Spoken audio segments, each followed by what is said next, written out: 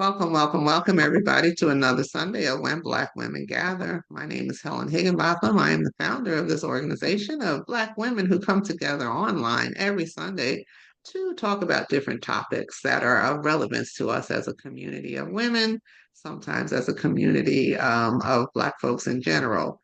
This conversation today, we're going to talk about entrepreneurship, um, and I called it Plan B. Is it an option for you? And we're going to talk about it. It's kind of relevant at the time because there's so much happening. There's so much uncertainty that's happening now that we need to be thinking about, what is our plan B if you're still in the workforce, and even if you're not. I don't know that we're so secure, even with Social Security and Medicare, and everything's up for grabs. So this will be an enlightening conversation, and hopefully you'll walk away with some considerations that maybe you didn't have previously. We are lucky to have our esteemed guest, Carolyn Walters. Welcome, Carolyn. Welcome. Thank you. Thank you so much. Absolutely, absolutely. And thank you, Claudette, for recommending that we talk with Carolyn. Carolyn is in North Carolina. What's the weather there, Carolyn? Because it's cold even here in It's Florida. actually in the late high 40s, 50s today. And that's a Same. heat wave given what's been going on in the last couple Oh of my weeks. God. So I think a lot of you know that I've since moved to Florida, and I have to tell you that we're having the same. Yeah. We're in the 50s, and I understand while I was away in Jamaica last week that it dropped down to the 40s, which is unheard of Yeah. in South Florida, but it was cold. Uh, Cold, that's all relative. It was chilly, but I do have my heat on, and you see I have on long sleeves, so it ain't summer. But anyway, so let's go ahead and get started. We're going to talk to Carolyn today. Carolyn and I will talk for a minute. She's going to tell us about what she does and why she does it. She has a real passion for what she does, and that's why I'm sure Claudette recommended that we have her come talk to us. And she is a business leader, an entrepreneur, and a community advocate, and she has a passion for all. She is a highly accomplished business professional with a diverse background in business management, tax accounting, and information technology. Throughout her career, she has thrived in various sectors, including public, private, nonprofit, and government organizations. She is recognized as a thought leader in her field. She has published articles on finance, business management, and technology. She has extensive experience leading teams, working independently, and demonstrating her adaptability and strong work ethic. She has served as vice president and chief information officer for a national manufacturing company. She offers consulting services in accounting, business, finance, tax, project management, and training. Um, she has a proven track record of helping businesses achieve their strategic objectives while staying on budget and completing their projects on time. She is the first Black female general chairman for the Wyndham Championship Golf Tournament, which is one of the PGA Tour's oldest events. She is the proud mother of a daughter who is an attorney and works in DC. There are usually several attorneys on this call, so that's interesting. I know you must be really proud of her. So Yeah. kudos to you, Mom. And her passion is to educate the community on. So she's not keeping her gifts to herself. Her passion is to share those gifts with the community, and that's why she's here today. And that's what we're going to talk about today. So she will tell you more about herself than I just did. I just gave you a thumbnail, and I turn it over to you, Carolyn. All righty. Well, thank you so much, Helen. Thank you for having me. And glad to can't see everyone, but glad you're here and glad that you guys are supporting the effort today, especially on a Sunday when you have choices. So glad that you're here. Um, as Helen mentioned, I have been in corporate for quite a while, but I always had a passion for self-employment, always wanted to do my own thing. And so as of 2001, I became fully self-employed, fully. And so been self-employed ever since. And so definitely an advocate for those who um, want to venture out and do their own thing. And, you know, there's been ups and downs like everything else in life, but the downs have been minimal. And I'm so grateful for that. And so I invite you to consider entrepreneurship. Is it for you? What's your plan B? And as Helen mentioned, you know, we live in such critical times. And with that said, I personally, and I'm going to share a lot of things that mean something to me because, again, you ask 50 people, you're going to get 50 different opinions and answers. So lots of facts, but from definitely from my vantage point. So, you know, I think self-employment is a beautiful thing. It What was gives the you, motivating force for you? I mean, you spent a lot of time, you said, in well, you've got a vast career background. So what was the thing that just pushed you out there and said, I need to be on my own? well, to be honest, like I said, I've always wanted to be self-employed, but what helped me to get there a little more comfortably was after my daughter went off to college. And I say that sincerely because, you know, when you have children, you want to put them first. And self-employment it is risky. To a large extent, it's risky. And so you want to count the cost. And so for me, it became easier to step into that once I felt I had gotten to that point where I could now move on and worry about me. And so that's really what gave me the push to venture out and be 100% self-employed. But as I'm going to talk to you guys today, it doesn't just start with when you get the push and you jump out. You have to have a desire. It starts with that because it's not for everyone, which is why it's a question. Is it for you? And if not entrepreneurship, I feel like everybody should have a plan B. In these times we live in, you've got to have one. And it's unique for everybody. And so that's what I'm going to share with you guys today. And Helen will help me disseminate this information to you guys. So thank you, Helen, for your part in all of this because it makes it easier for those of us who are speaking that you're navigating and facilitating this. So thank you so much. So let me just give you guys some quick statistics. And it's, you know, we live in the age of technology. You can find stats everywhere you look. So they're definitely out there, but the ones that ring true to me and that are meaningful are these. And again, I'm only going to give you a handful of them. Small businesses, that's where things are. Out of all the businesses out there, about 90, I would say 90, between 95 and 99% of them are small businesses. And that's huge when we think of the United States and the commercial sector, the business sector. And most of us, what we see are the big corporations, the huge companies with the hundreds of thousands of employees scattered around the United States. But what really keeps this machine well oiled are the millions of small businesses that make up commerce in the United States. And so 34.8 small businesses are in the US. And again, 99% of which are small businesses. Now, let me talk to you a little bit about female and Black owned businesses, because that's why we're here today. Women owned Black business entrepreneurs, it is the fastest growing sector of entrepreneurs in the United States. And even though we make up less than 10% of the population, it's still the fastest growing. So to me, that's to be respected in its own right. That helps us to understand that we are jumping out there and we are going after the piece that has our name on it. Okay. And so right now we operate over 2 million businesses, okay, generating approximately 98 billion in revenue in the United States. And you know, out of all the Black owned businesses out there, Black female businesses are 52% of that.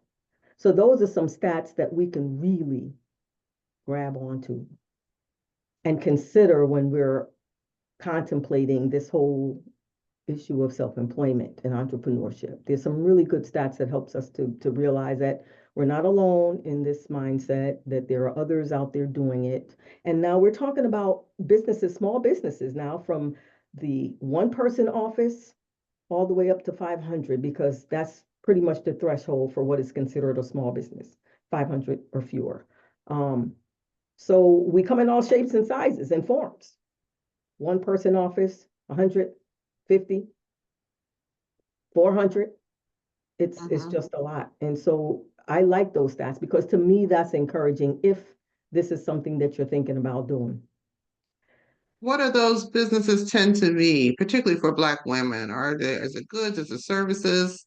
What tends to be the What I have predominant? seen in the past, I'm going to say the past 10 years, and then especially since COVID. Well, let me say this. The past 10 years, it's been predominantly services, predominantly service businesses.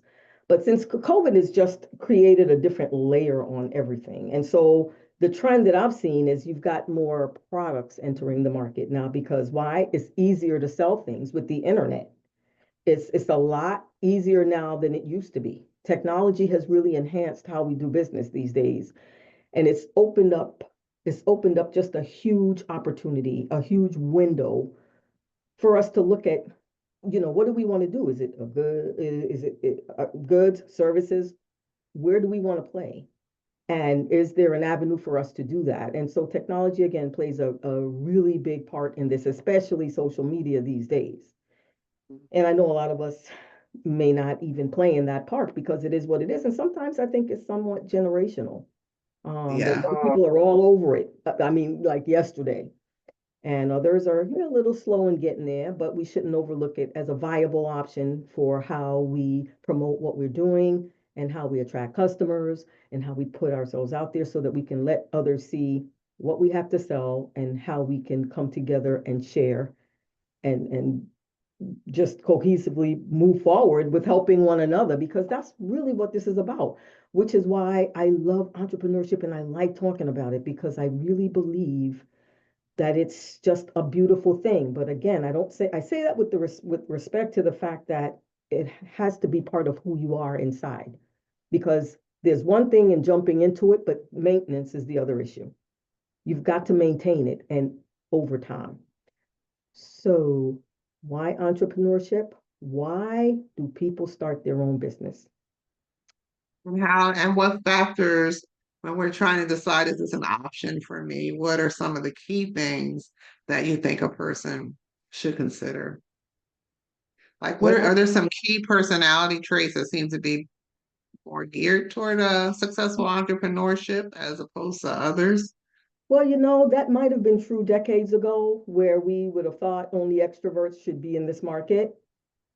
But because of technology, you don't have to have extroversion tendencies at all. You can still sell products and probably even services without having to pour yourself into something that's not your core. Okay, which is who you are inside and really how you view things and how you get things done. And so I think there's been a little bit of a shift in that. And again, technology is what fosters that because now you can be behind the scenes and folks may never know who you are really, but they may know your That's service. so true. I remember seeing a lady's one of those videos online and it was a black woman and I forget what her product was. And a white woman had been buying her product and she said, "Look at me, y'all. Can't you see I'm black?" So the lady literally had no clue. I don't know how, but she said the woman didn't realize that she was black. And she said, "Are you black?" She was like, "Last I checked." And the woman was very clear that she had no intention of supporting a black business and demanded her money back. And of course, but it was interesting. But But that's you're right. So you don't know who you're dealing. And I have ordered from these stores online that claim they're black owned and they're as Asian owned as a Chinese food store down the corner. So, exactly. but they use black language. They'll Mhm. use, their study. They can study us. They see what we like, what we want to hear. They know that there's this push to support black businesses, and they don't intend to let go of any of that money. But yeah, so Yeah, you don't know who you're dealing with don't online. know. And so it becomes easier to be invisible, which is for the good and sometimes not so good. But there you go, there you have it. And so it has allowed people who technically may not have ever played in this space to now feel like I have a place. There's things I can do and I can still be true to who I am and still get this done. And so that's the beautiful part of this whole thing. But are there disciplines? Like I would imagine that, you need to be very disciplined, have some attention to detail because it's all on things that you just not have to pay attention to because you work for somebody. Now all of a sudden it's your problem, not problem, but it's your responsibility. Well, absolutely, absolutely. And people's motive plays a big part in this because why do people become entrepreneurs? Well, there's it's different for everyone. But again, the top reasons I've seen, flexibility Okay. is the biggest one. Mm-hmm. And in these critical times we live in, and most people are looking at a work-life balance. That is important to a lot of people. Having time off with family, the flexibility to work hours that they choose. And so that's one of the big reasons. Another one is to pursue a passion. Is if there's something a person really loves to do and have always loved to do, this is an avenue to make those things happen. Um, Another one that's critical too are systemic barriers. That's another reason why people step out into self-employment is because various things that you guys are aware of, income gap, gender, race, all the things that can, I would say, delay or cause one from moving forward to the best of their capability because of preconceived notions and all of these other things. And so, again, the opportunity to get away from that is to step into doing your own thing in self-employment. And then also to fill a need, what needs are out there that I can fill as a business owner. And that's big because when you think about business in general, many companies were formed because there was a need for something. And sometimes you learn that need from being in your 9 to 5. You see, there may be some products, services, procedures that need to be enhanced, and you have come up with a fix or something that you think will work or make it better. And so it kind of starts with just kind of doing that self-talk and understanding what's my real reason for doing this. And of course, money is on the list too. People just want more money to do things. And so we can't eliminate that from the mix because right now everything costs, goods and services, everything is expensive. And so we're now looking at entrepreneurship as not always the only way to get there. It's another way to get the things that we need. And so to me, that's why it's important. But again, you have to, as Helen just asked, you have to have a mindset. You have to have, I'm going to say, and let me throw this out. The book used to say, you have to be organized. You have to be, you have to have some money saved. There are so many things you have to come to the table with. And we're living in a time now where I have seen people step into this game and fly by the seat of their pantyhose and still have success. So, what does that tell us? That tells us that the formalities of what this used to be is out the window. Right. So, my thought to everyone is what do we need to do to get going, maintain, and as I'll talk to you about a little later, get out if it's not working. That's We right. have to assess these things. Especially now when you talk about people, I look at these young people who I think we old people are just overthinking it because they are just these days of working somewhere for 30, 40 years and praying for a pension. They're not doing it. They are, and that was one of the probably unintended effects of the pandemic. Mhm. People realized that they could survive without doing this Monday through Friday, 9 to 5. They didn't have to show up somewhere. They were able, somebody, I remember one of these programs said something about their kid was selling strawberries or something online, like just all kinds of stuff. So I think people got really creative. And then the opportunity to remote work meant that, they could live in Florida and work in New York and get a New York salary. So people just became more creative about how to survive. And that's why, back to this thing, entrepreneurship, is it for you? And as you said, very often in the flow of what you do for a living, you recognize a need to Mm-hmm. enhance a service or to create a service. So, yeah. Exactly. And you bring up a good point, Helen. COVID set some things in place that I don't think will turn back. It will just be the new way of life. Yeah. And for those reasons you just mentioned, people were Mhm. displaced. They got comfortable working at home. They realized, I like this and I Yeah. don't want to go back to an office. So the way I work that out is to do my own thing. So the old rules to me, they're still valid. Lots of them are still valid because you want to be able to sustain whatever you do, and that's where the formalities come in. But getting into this market now is just free form. It's free flowing. There are no holds barred. Right. People are going for Exactly. it, and young people are just literally they're just going for it and worrying about all the formalities at another time. But So somebody, I go ahead, Mhm. sorry. No, no, go ahead. I come from the best practices corner of the room. So it's great to jump in, but I I've always felt like, and this is even in my corporate career, that without a map, any road will get you there. And that is true no matter what we do. If we have guidelines, best practices, best steps, it helps eliminate missteps. It helps us to chart a course that is deliberate because we do things by accident, but a lot of times we can't replicate it, you see. But a map or a plan helps us think through what we need to do, and I'll talk a little bit about that later. So what do you say are the pros and cons? What are the things that you don't even get into this unless you consider X, A, B, and C? Yep. Well, I tell you, let's start with the pros first, because that's the good news. We like good news. Control. Yes. When you're self-employed, you run things. And that Mhm. means a lot to people. Okay? Now, the pro is you're building a legacy, you're building something that can be passed on. And that's important to many people, especially ones who have family, who have children, and want to create something that future generations can benefit from. And then another pro is it puts money in your pocket, which is why you have the side hustles, which is why you have people working 9 to 5, but then still doing things on the side.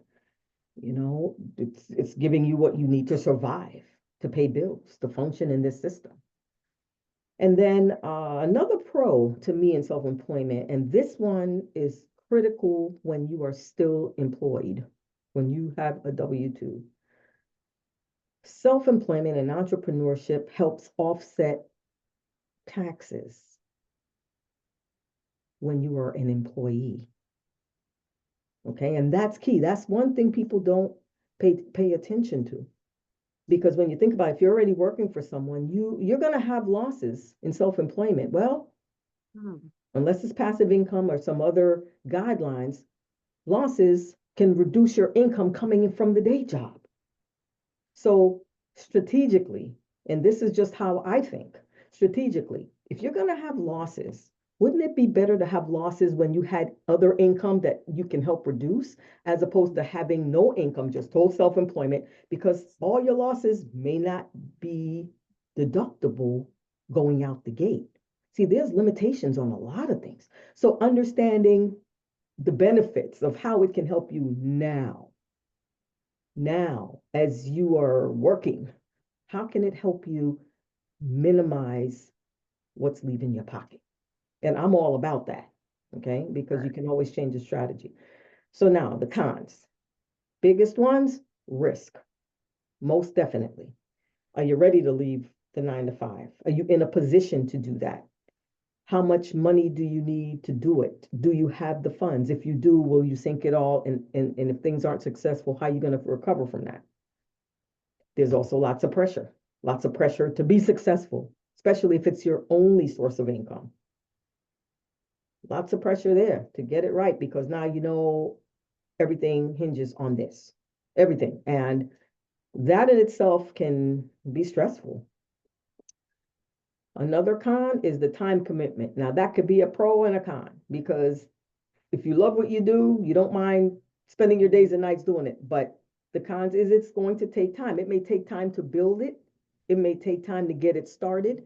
It takes time to do the legwork to even determine what products, services, side hustles. So it's going to take time, and time is a commodity. And sometimes we don't always have a lot of it, especially if you have other commitments in life. And so we want to think about that. Does my life, my schedule allow me to do this now? And some people burn the candle at both ends. And if you do, hey, you can do it all. Because I never fault people who want to just say, I'm going to just give it all I've got. Okay. And then the other kind is, do you have the money to suffer a loss? Do you have it? Because if you suffer losses, well, if that was income you had that was being used for other things, how are you going to get those other things taken care of? So to me, we've got to think about those. And to me, look, it's like I mentioned before, you ask 20 people, you get 20 answers. There's cons all over the place. I might hate it. Okay. Lots of cons.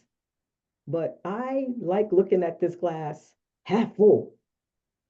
And the cons are going to be the things that maybe we can't control.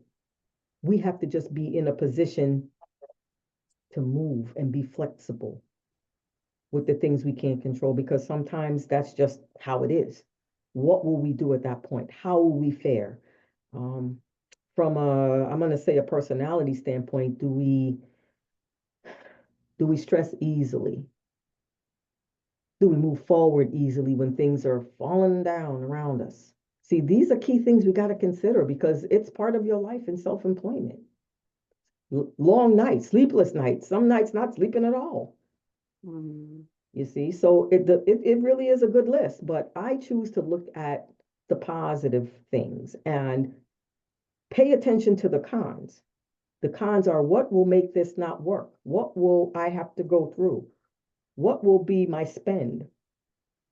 And once I've answered those things, I'm good, because life gives us curveballs everywhere, and we have to grab them constantly, constantly. Grab, grab, grab, grab, grab. That's life. And so in my mind's eye, to not be able to do that well, that's a different set of challenges there, and it's to be respected, because we're not all the same. We're not all the same, which is why it's a question. Is it for you? But nothing ventured, nothing gained is how I look at it. Absolutely.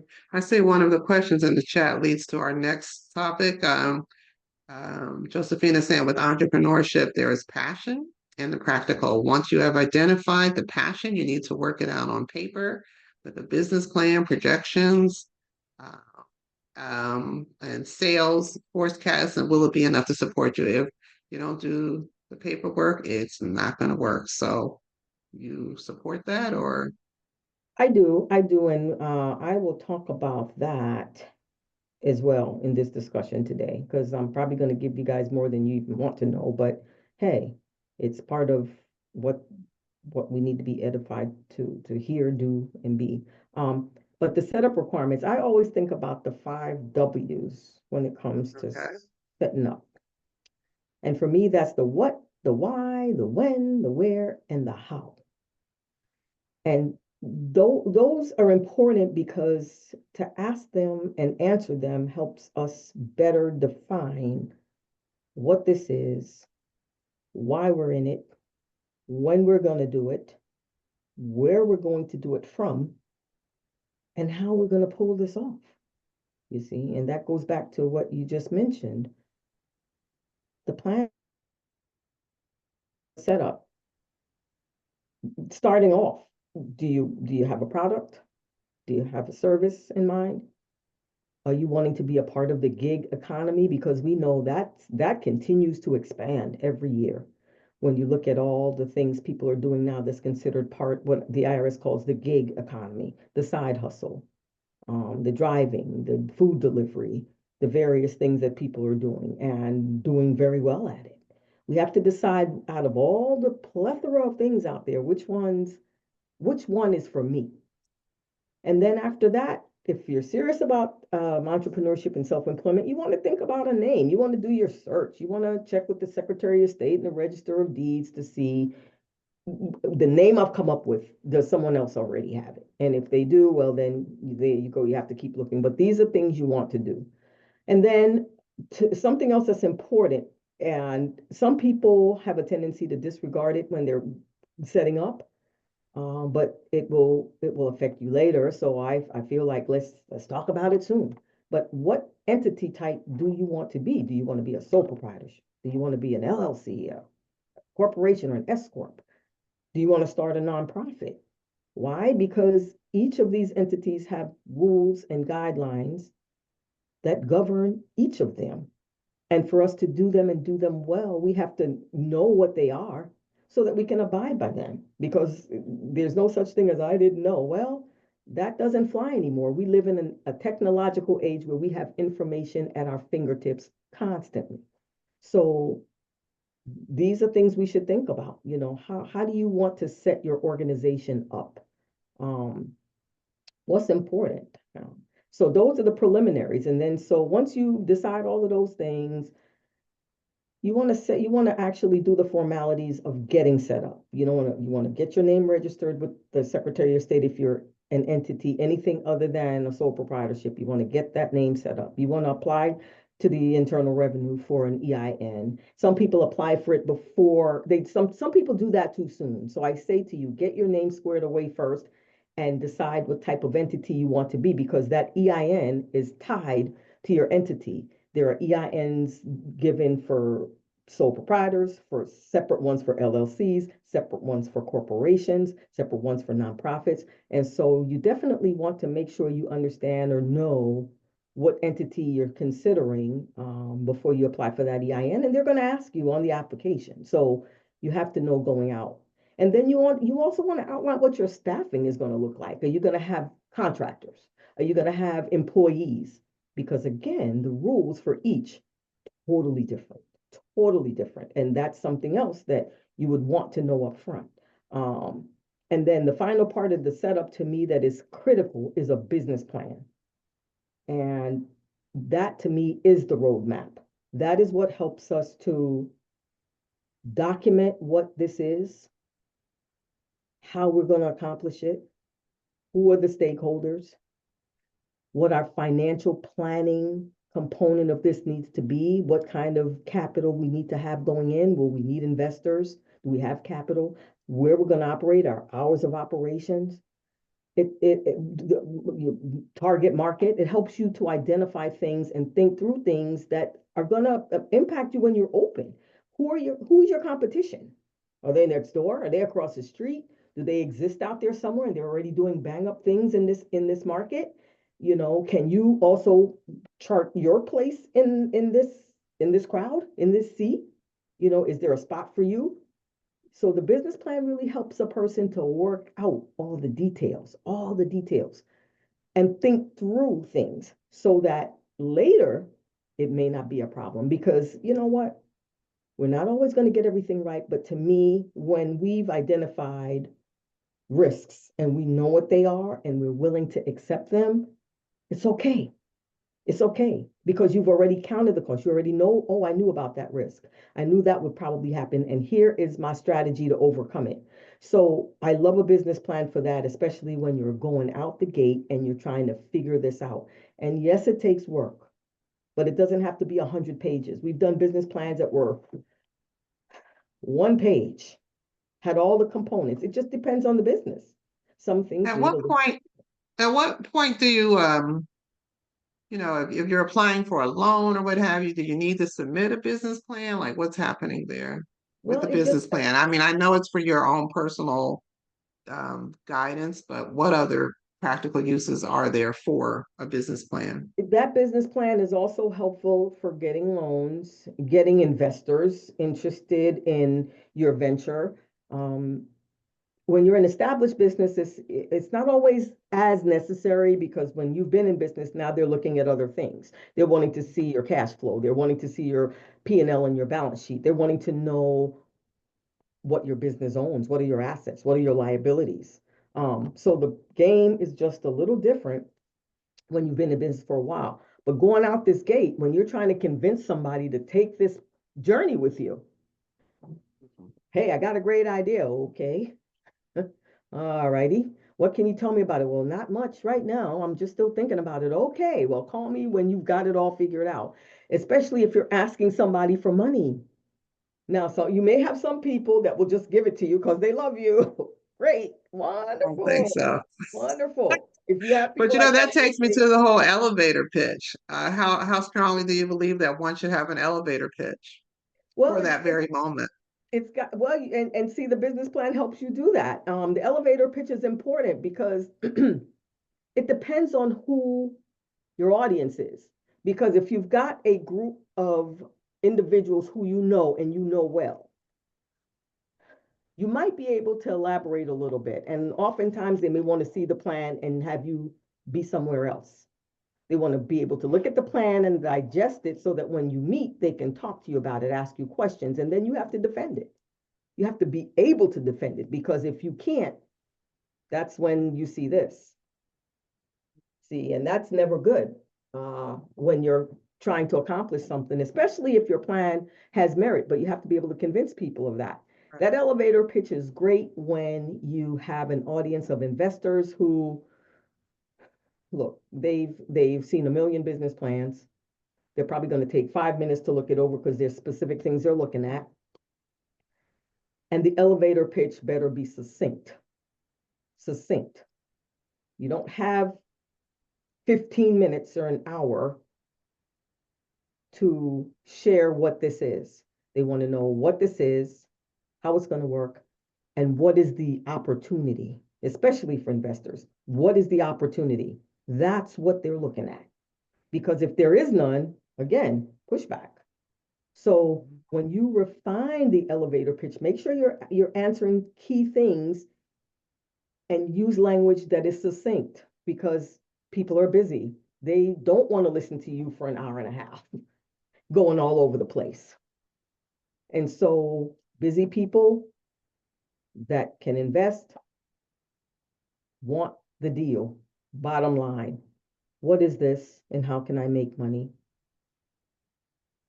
And how do I get involved? But they're looking at it. Yeah. Go ahead, I'm sorry. But yeah, you're right. They want a quick answer, like what is it? And Yeah, somebody's asking, I was just going to say, somebody's asking in the chat, is the executive summary the same as the elevator pitch? no, because an elevator pitch is literally, hello, I'm Carolyn Walters with Management Services Group.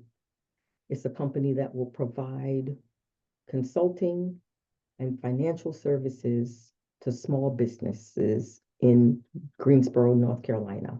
I am asking for $10,000 in investor funds to get started, and I need it for these three things. In 12 months, I will be able to, based on my performer, I will be able to repay your $10,000 with interest within 12 months or whatever. I'm making this up. And that's it. That's it. That wasn't even 3 minutes. Mm-hmm. The executive summary is a little more broad because in it, you're outlining things, key components in that executive summary that speak to some of the things I just spoke to. Okay. But you're answering questions in just a little more detail and you're giving them something to absorb. Because once you give them the elevator pitch, think about what that implies. Elevator, we've got 2 minutes to get to the third floor. And you better stop talking after 2 minutes because I am shutting down. I am not listening after 2 minutes. And that's what an elevator pitch is, because I'm on floor 3, the door's open, and I got to get off. Bye. So hopefully you've told me enough that I can go off and chew on this and think about whether or not I want to learn more about you and this opportunity and how it's going to benefit me and grow your business. And so that executive summary definitely has a little more meat in it, is what I'm going to say. And it just pretty much outlines all the different components that you have within those pages of your plan. And of course, it's almost like a table of contents that you use to navigate the plan. It speaks to these core things, but for you to see more on this, page 28, in addition to the table of contents, page 28 may speak to my statement, my cash flow statement. That's going to show you starting cash and how I'm going to make money every month and how I'm going to end up at the end of the year. So there are references in the executive summary, but it's pretty much like an outline. It's like the ledge view of things in your plan. Definitely looking in on all of it, and it's giving me a little more meat, but it's definitely a little longer than your elevator, because your elevator is like you got 2 minutes to talk about this, and if I don't hear what I'm needing, I'm shutting down. Executive summary, we can read it, we can absorb it, we may have references to go and look if we choose, and we're just doing a deeper dive in your plan with the executive summary. Right. Yeah. Perfect. So you are alluding to a little bit of it already, but what are some of the considerations that we need to consider as operational when we're in business, when we're starting this business? I'm going to say one thing that's important to me is, and again, I say me in that working with entrepreneurs over the past, I would say 15 years, and these are just some of the things I've seen, and you shake your head, but it still eludes us. And so I think it's important. Put it in writing is my first one. It starts there. Put it in writing, period. Because a written record is a validatable record. I may not remember what you said, but this shows me what you said and what we agreed on. So put it in writing, have contracts, have an operating agreement if you're a partnership, procedural things. If it is unique and specific to your craft, write it down. Because if not, you will have people doing it in a way that may not be the way you want it done. And when you're self-employed, pretty much you're running things. You have your dream, you have your way of how you want this done. You've already counted the cost, you've already, tried this out, you've done the test run. It needs to be this way for operating efficiency. So write it down, have procedures, okay? And it helps you divest of things that's typically in your head. Put it on paper, and have someone else look at it. Did I leave anything out? Stakeholders would be a good one. Someone you trust that will be honest and give you good, usable feedback. Not someone that's going to tell you, "Oh, I love it." Well, okay, I know, but what things can I do better? Put those things in writing. To me, that's key because it eliminates disagreements, arguments, hurt feelings, people feeling dejected, you name it. The list goes on and on. Another one for me that's, again, I've seen define roles and responsibilities. Make those things crystal clear. This is your job. This is how you do it. This is when it needs to be done. And this is how it needs to be done. Especially if you're bringing people on. This is your dream, your vision, and you've worked all of these things out. If you just let someone go in there and just roll with the punches, you're probably going to have some misses. And if you have successes, they won't be duplicatable. Let me just say that. And I'm all about coming up with metrics and things that we can apply and repeat for success. If it's successful, let's keep doing it. If it's not successful, we need to eliminate that from what we're doing. Another one is record keeping. That's a big one. Oh my goodness. People just, it's a challenge. I'm going to be honest with you. It's a challenge for a lot of people to keep records. It's daunting, especially if your business is something else. That's the back office stuff. It doesn't go away. It is your responsibility. You are accountable. So you have to make sure it's done, even though that's not what's pulling in money. It's not helping your sales. It's not growing the business, but organization is a part of all of this because if you're not keeping good records, how do you know what your sales have been in the last quarter? How do you know how it compares to last year at this time? How do you decide what suppliers I may need to eliminate? Which ones do I add because they're adding value? They're giving me my products at a better price. that I can resell them at. So when you document things and you keep good records of what's happening in your business, it helps you as the business owner make decisions because it's all about that. That's going to be on your lap. Sink or swim. It's making decisions is key part of this, and you want to have the proper things feeding into that for you. Another operating efficiency would be pricing and competition. What are you selling your stuff for? How much is it being sold for across town? How much is it being sold for down the street? Where do you fit in with all of that? Now, pricing, the lowest price doesn't necessarily mean the best thing because sometimes it is what it is. It may cost what it does. What are you providing for the price? How is your widget different from the one across the street? So you got to know something about that. And that to me is constant with the economy being what it is. Those are things we've got to keep before us if we're going to plan well, and manage well. Do you know what your income and expenses are? Are you planning for income? Do you plan? Do you sit down and come up with a strategy of what are the things I'm going to do in the next 3 months, 6 months, 12 months to bring in revenue or increase revenue? And what are my expenses? What are the things that's draining this business right now? And interestingly enough, it could be service offerings. It could be service offerings. It could be products that no one's buying. You've got a lot of inventory and nobody's buying it. You keep buying more stuff. You're spending more money. You're spending more money, and it's just sitting there because it's not being sold, or it's not being sold as quickly as you anticipated. What do you do about that? Are you even aware that this is happening, or do you find out at the end of the year or the following year when you have to do your taxes and you realize you can't go in and make changes to last year? So keeping track and staying on top of your income and expenses, to me, key in all of this. You want to know where you stand with those. You may not do anything about it, but knowledge is power. And then the last thing that's an operating efficiency would, to me, be that exit strategy. And the reason why that's important to think about is because things may not work out the way you planned. What are you going to do about it? Will you continue?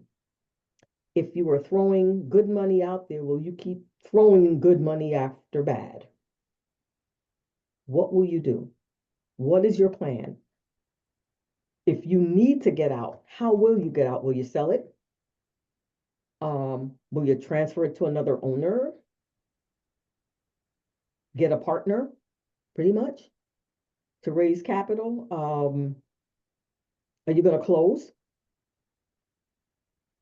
There are options, and each option has cost associated.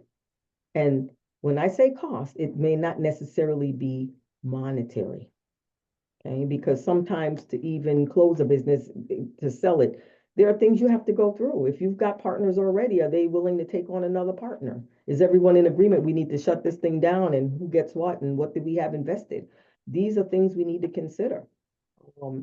And then in the case of some exit strategies, and I've seen this happen, they need money to get out. And that's an interesting one. They need money to get out. Why? Because they may have loans galore. And to get out implies that a new buyer may be looking at your debt load and not be willing to take that debt on. And if they're not willing to take it on, there may be an ask that you get rid of the debt, however that looks for you. Do you have the cash? Do you have the capital to pay down your debt so that you can then sell this business off and still get money coming in that will help you? But to do that, you've got to spend money in order to do that. And that doesn't always sit well with people, especially when you're struggling and you just don't have the resources. So it's definitely something you want to think about. Even if you think about it loosely, think about it. Think about it, because our minds are always working. You may do nothing about it, but to think about it tells our minds that, you know what, it's in the back of your mind and you're making plans, even though you're not actively doing anything about it, you're at least giving it some thought. What would you say are some red flags that I need to be thinking about? This isn't going the way I want. How can I shut this down? Like, what are Red, some red flags that this might not be the right place for me, or that I'm not cut out for the? And you know what? And they say that successful business owners fail several times before they come up with the business that works for them. So I will say hmm. that you should throw in the towel. I that is an interesting point, and that what you just said is definitely out there. It's out there in the universe, but Helen, as I was mentioning before, we're living in such different times now that there are no holds barred. The rules to the game, the rules have changed, and people and entry into the marketplace, everything is just different now. Um, Red flags are always going to be the red flags, and they may be small, but I think we should at least give heed and at least consider it. What's your sales? It starts with the money you're pulling in. And I'm a big proponent of it's okay to have a loss for a few years because you're ramping up. You're increasing sales, you're getting your name out there, you're advertising and you're making money, you're just spending more than you're making. But at some point that has to stop. That is the biggest red flag that people ignore. Ignore. If sales continue this way, you will not be able to keep your doors open. You cannot sustain that unless you have a trust fund. And so red flag is what's your income and what's your expenses. And it's okay to have more expense than income. I'd say give it 3 years, 5 years, 3 out of 5. But at some point, you've got to have a plan for increasing your income because if not, my question is, why why are you in business? Yes. If you have losses every year and they're not paper losses, and when I say paper, I'm talking about things like depreciation. There are various reasons why we have losses. So it's not just, oh, I didn't make as much. There are other strategic and tactical things going on in a business that can cause these. But I'm talking about losses where literally it's just, you're just being wiped out every year with expenses that are overwhelming and you don't have as much control over it. That's not a good thing because your business is going to close eventually. Red flag. Another big red flag for me, and again, I'm talking about what I've seen. If you have a partnership Mhm. and it's the two of you are in business together, and to me, this is part of the partnership agreement, your operating agreement. You got to have that in writing before you start.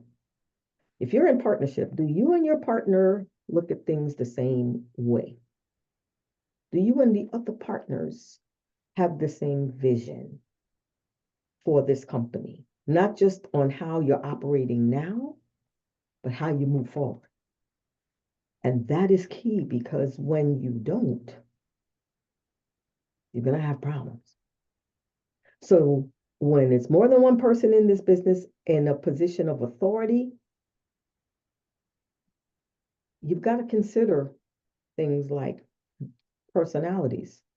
Hopefully, you consider that beforehand, but you don't always realize it until after sometimes. But I feel like if we count the cost, if we're doing good planning, we're going to learn things and we know things about. For you to take on a partner, I would imagine you know something about this partner. And I've seen instances where partners have come in for revenue reasons. We need to Trying to raise say, yeah, $100,000 for the business. yeah, And yeah. Helen has $100,000 that she's willing Just to put. laying around. She's just got it and she likes what we're doing and she wants us to succeed. She will benefit. We've already shown her how she will, but she wants to put that in. But she has stipulations. And she's only going to give you that 100,000 if. So what is that if? What does that if mean to you? Is it important? Is it a deal breaker? And I've had some who walked away from deals because the ask was just not something a business owner wanted for themselves. So flags, pay attention to them. And Sometimes people end up in deals that blow up on them because they ignored the obvious flags. Oh, it'll be okay. We heard that before. It'll be okay. Things will change. They'll change. Right. They'll All change. money is not good money. The And circumstance will also, change. So, yeah, trust your judgment, especially if you've done your due diligence. If you have done the legwork and you've done your due diligence, trust your intuition that helped you build this business to start with. And if not, have your circle.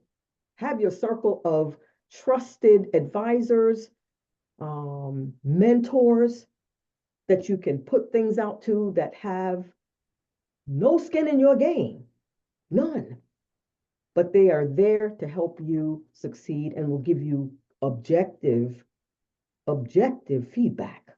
Whether or not you want to hear it, it's going to hurt your feelings, but you need to hear it.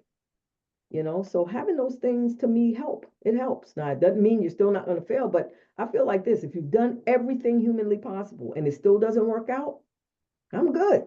Nothing ventured, nothing gained. You gave it your all and it just didn't work. Maybe now was not the right timing. How can you take that and now start over? I work with entrepreneurs who started businesses and then came back to me because they were in business, something wasn't working out, and then they realized, okay, I realize now I should have done these things. So the game isn't always over. It's just over for right this minute, but I'm going to rethink this, come up with some new stuff, and try this again. Because entrepreneurship is a condition. I believe it's a condition of the heart. I do. And some people it's a condition of the mind, and that's okay because some of us are heart people, some of us are mind people, some of us are both. So if it fulfills either one of those, and you're doing the best practices and the things that you need to do, hey, go for it. Just count the cost. you mentioned due diligence, which made me think of, and when you're talking about partner and choosing wisely, talk a little bit about, particularly for a nonprofit, when you're choosing your board members, what kinds of things should you take into consideration there? Are we looking at backgrounds? What are the things that we're considering for the people that, and also for the people who are on this call who may serve as a board member? I think people think they just sign up for it and it's okay, not recognizing the responsibilities and the risks that are Yeah, involved in being yeah, on a board. yeah. No, and Helen, thank you for bringing that up because that is the that is the sector of self-employment. And it is that to some extent, because if you are the founder of a nonprofit, pretty much it's something that you own and run. Board members, very interesting. I would say, and at some point in my career, at one time, I might have mentioned this to you, Helen, I served on 14 boards at one time.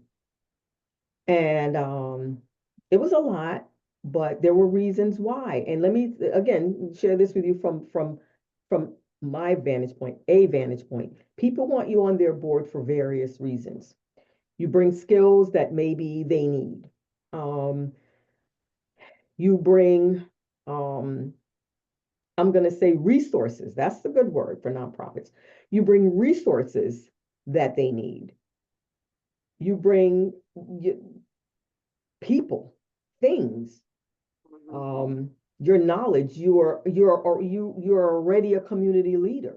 So if you're already one of those, you're sought after. They want you on the board because now your viewpoint of things is not just narrowed because you're serving on other boards. You really understand best practices of how nonprofits should be run, which things you need to do to run one well, which things don't work so well.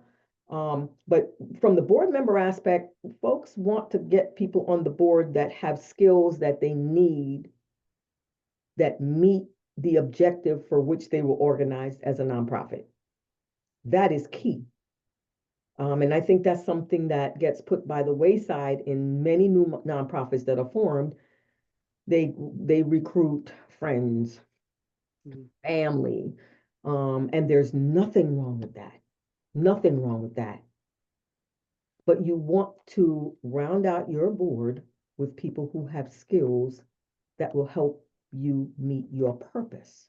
Okay, because when you are in the midst of all of it, your board is what directs your organization.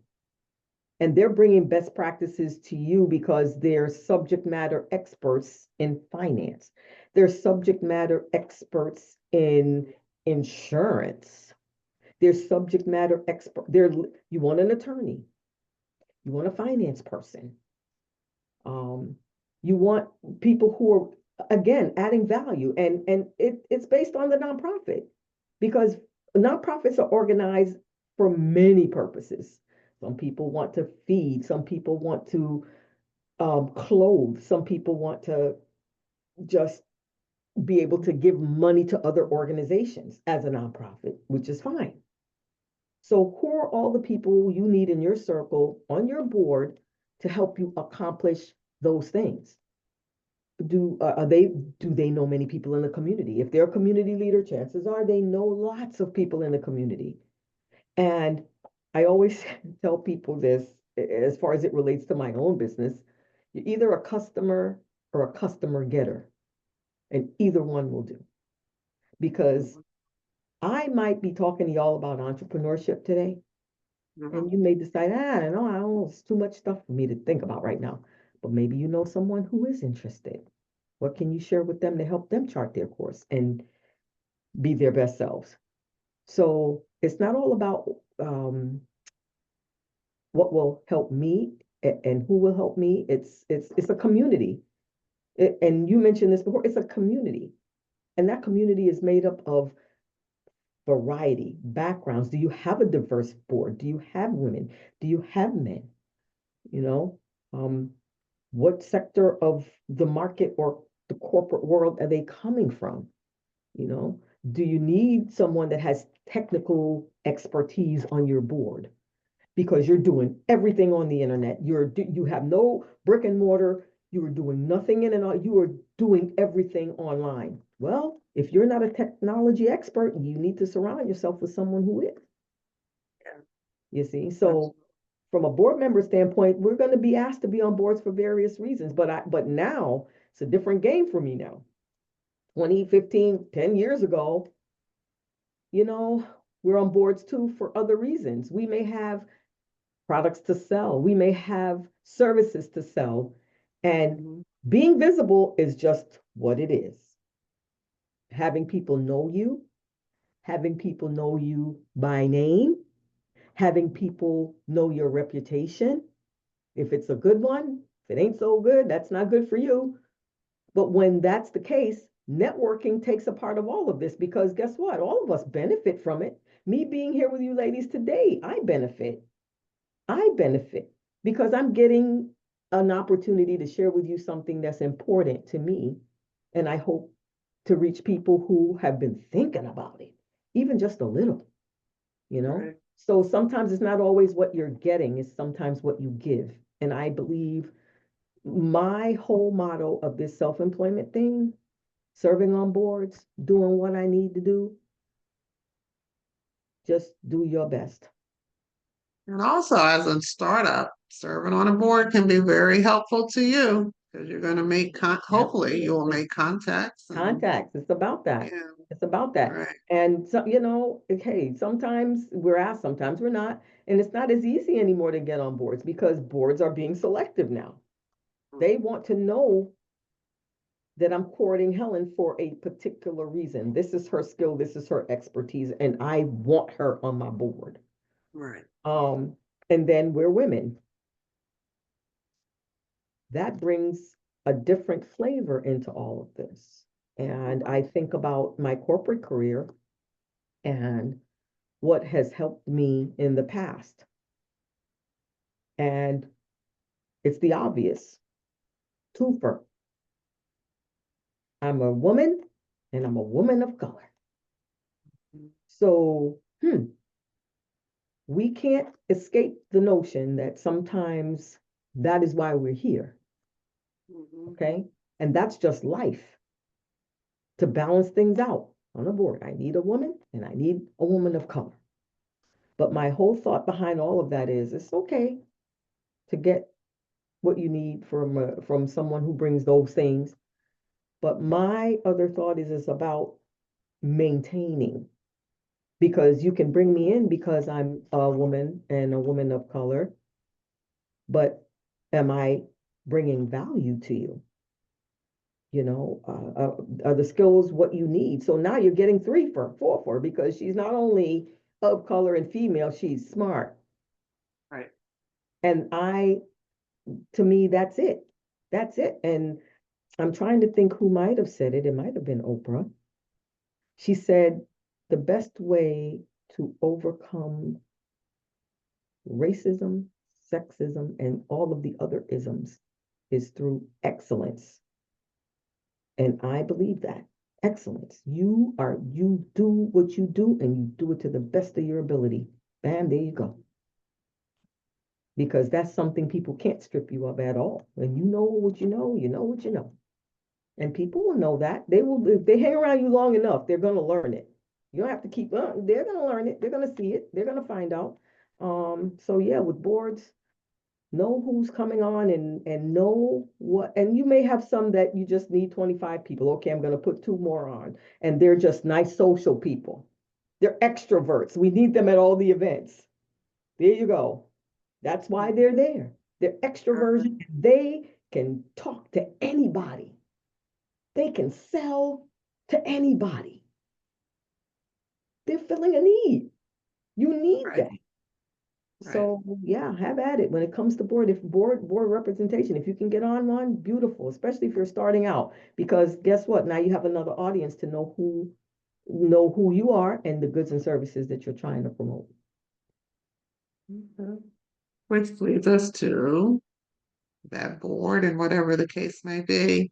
You're in business, you've been going at it for a few years. How do you recognize? Well, obviously, we need to do a SWOT analysis, looking at our strengths, weaknesses, opportunities, and threats.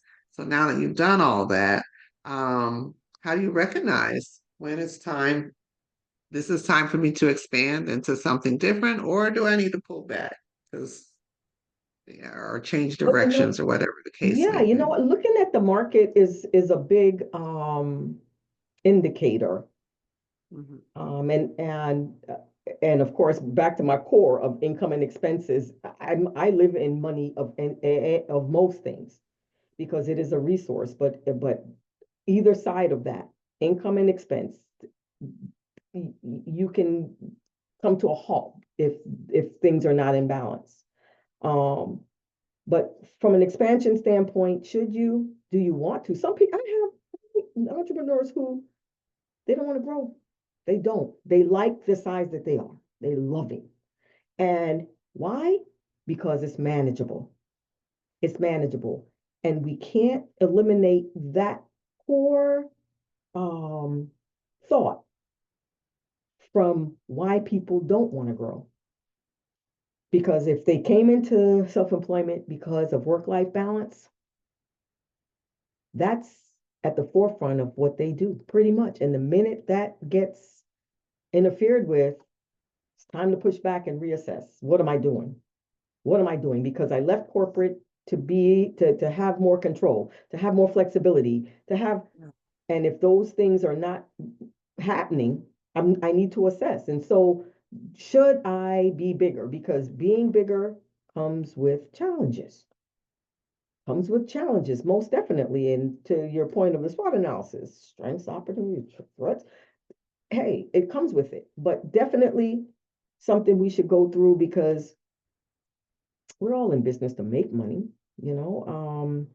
And expansion is subjective. That's the word. It's subjective, because expansion to you might mean selling a product line that you didn't sell before. Expansion to me might be adding a service that I didn't have before. Um, to you, it might mean buying 2 or 3 more businesses. To me, it might mean something different. So when it comes to expansion, should you take on a partner? Expansion, because partners and shareholders usually come to you with an investment of some kind. Okay, whether it's assets, and assets meaning furniture, fixtures, and equipment, or cash. Okay, investors, that's the way to expand as well.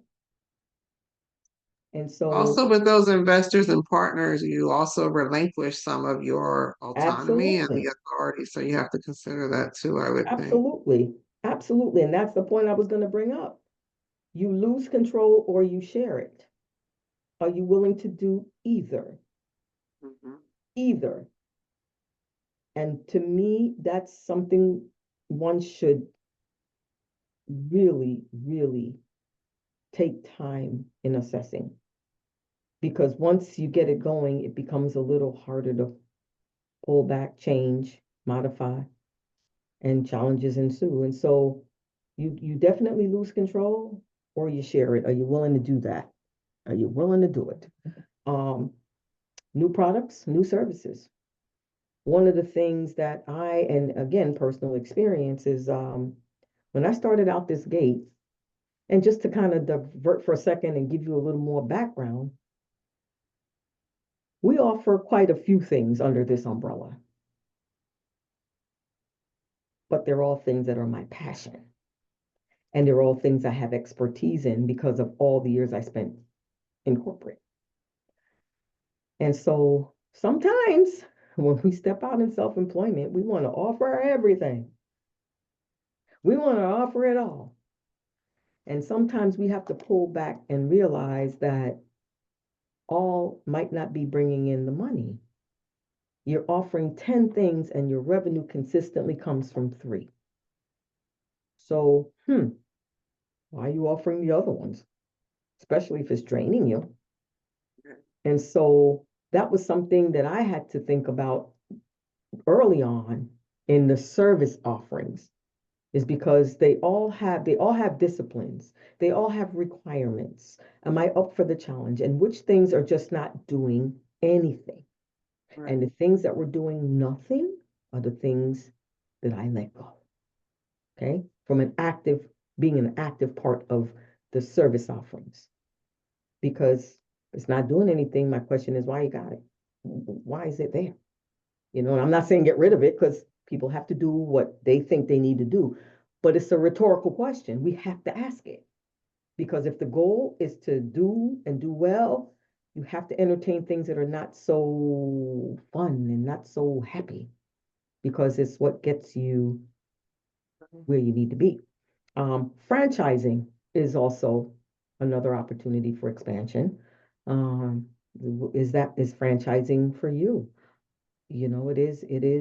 It could be, it could be. But franchising, when I'm talking about franchising, now I'm not talking about just only buying a franchise, but franchising your operation. Okay. Because we talked about service offerings earlier, product or service. Well, could be a franchise, could be a business that you buy, could be a franchise operator. You could look at the opportunities for that and enter into a field that maybe you didn't have expertise in. So I always tell people, especially if you're going to look at a franchise opportunity, if you don't know much about that industry, you need to learn it. You need to learn it before you get into it. Understand the nuances, understand the peaks and the valleys, the operations end of it, because it's an agreement. And like any other contract, it might be time bound, which means you may or may not be able to get out right now. And again, I've seen that too. They're not loving how things are going. Um, and with franchising, great opportunity if it's for you, but just understand that it has guidelines all its own. It Mhm. does, has requirements for a lot of things, from pricing on down to how you operate. Here's the rule book on how you're supposed to do it. This is what you're supposed to charge. Lots of things to consider. So some operations you can put it in a box and sell it, and that's an opportunity in itself because if you've got a model that works and that is working well, and you can see your way clear to having an operation in town number one and town number two and town number three, of course that's expanding, pulling in more revenue on your bottom line, absolutely. But the reason why I say should you is because that comes along with challenges because you can't be everywhere. So, how are you going to manage if you franchise your operation? Will you have a GM in each location? What level of skill do you have to have for people who are managing those locations? Do they run the business the way you do? Because you have to have that in common. You know how you want this run, and you've got to surround yourself and hire people who have the same vision and understand this is, I know you had your way of doing it, but this is how I want it done for this company. So it's definitely an option because it can raise money very quickly. A franchise operation can, look, you got 5 people buying this business opportunity from you, times however much you're charging for the opportunity, could be instant revenue for a lot of people. But it goes without saying that planning is a key part of this. What do you know about franchising? Do you know anyone that owns a franchise? If you don't, talk to someone. And I'm a big proponent of that. Right. Talk to people who are already in the business that you are in or want to be in. If already the business that you're already in, if you are already an entrepreneur, and if you are not, talk to people who are there where you want to be. And I say that because you will learn a lot that will help you chart your course, eliminate problems, avoid missteps. Mm-hmm. It's a lot. It's a lot. But I think it's definitely a viable option, that franchising piece. If you've got something that's good and it's working well, and you've got it down pat, let's look at how we see how we can duplicate this thing. It's doable. Right. Yeah, buying into a franchise, I think, I don't know, I would imagine that people see that as eliminating a lot of the steps that we've talked about today because it's already been done. So you walk into a ready-made blueprint Mm-hmm. of how we do this and what's expected. Mm-hmm. You know, Yeah. how to cook the hamburger and what the ingredients should Yes, be. yes, yes. What does rare really look like? What does well done really look like? Yeah. Exactly. Exactly. You know, it makes when you were talking, I was thinking of that show Undercover Boss. Yeah, yeah, yeah. I They love want to it. make sure that you're representing me and you're representing me in the fashion that I choose to be represented. So yeah, Yep, I think that's cool. So absolutely. yeah. Absolutely. So as you all are listening, I see people are dropping questions in the chat too. But if you have a business that you want to share with us, what you're doing, how you got started, what were some of the pitfalls for you? What are some of the accolades, the things that you're really proud of and that you want to share? Please feel free to jump right in and share them with us. Um, as we start talking about best practices, which kind of is ties into the whole undercover boss thing, like, you know, making sure that people are carrying out, because even if it's not undercover boss, if it's your secretary in the front row, in the Mhm. front office, is she behaving in a manner that reflects you? Because all that can hurt you in the end. Yeah. So you've got questions, or do you want me to jump into best practices? So how I see Linda has her hand up. Linda, you have a question? A couple things, because I came in late. I'm sorry, but you may have covered, if you have, just say you've covered already. My concern is about servicing the Black community, right? Especially in this era that we're about to embark in. So one of the things, and I also have a business. I have a part-time practice. I was full-time partnership law firm. And I have to tell you, we did everything word of mouth. We did no advertising because we served the community. But having said that, a couple of things. One is that in our communities, issues of trust. That wasn't something I ever experienced, but I noticed with younger people, the issue of trust in the Black community is a problem for businesses. And the other thing is, in terms of our backup as businesses, and whatever it is, and we now have something called supply chain. That's because people don't want to house stuff in warehouses. They want to only Mhm. have what they have. And Mhm. so, in our quest to try to, especially now, in our quest to try to have Black businesses in particular, in terms of getting our supplies, especially, I guess everybody's heard McDonald's, who we made wealthy, right? And McDonald's is pulling this DEI thing, whatever that is. So, like, even in the franchise, like, if they decide, and they're deciding like really quickly that they no longer, you got the franchise, you're in the middle of it, and I understand some of the things are that are they really want McDonald's really wanted Black franchises for a long time because it kept people, especially some Black people I know who own franchises in Newark. It kept the business going. It did well for McDonald's in addition to them. So my concern is, one, trust in the Black community as we're trying to service, and two, in terms of where you get your supplies from, because we're end up relying on a community that may not be so happy at providing us with the supplies we need. And, businesses where you, like, I don't know, grocery stores, franchise, whatever, those kind of businesses where people come in and get something in hand. Can you speak to that, or have you guys talked about that already? Well, you know what? Thank you for bringing that up. And that's such a good point, and it's an active point, something that we're challenged with right now. As it relates to the Black community, I tell you, and this is again something I've seen when we're starting out, especially a part of a feasibility study, and that's the one thing I didn't mention, is it should be an active part of getting started and coming out this gate. Why? And it doesn't have to be extensive, but what it does is it helps us to navigate who's out there. How feasible is it for my product and service to succeed, given that the market that I am trying to target is A or B? Because I think that flushes out a lot as well. And sometimes those things are barriers to entry, because we may find out, you know what, this was great in concept. However, it will not be sustained. I can't sustain it. The market won't sustain it. And so I think it has a lot to do with that as well. Now, that's going out the gate. But if we're already in business now, how do we weather this storm? How do we get beyond some of these challenges that you bring up, which are very, very viable and real, especially when it is impacting our bottom line? My question would be this, as it relates to supplies and the chain itself. The internet, and I keep going back to technology, the internet has opened up a world that was just invisible to many. I'm not saying many, the average everyday person. It was totally invisible.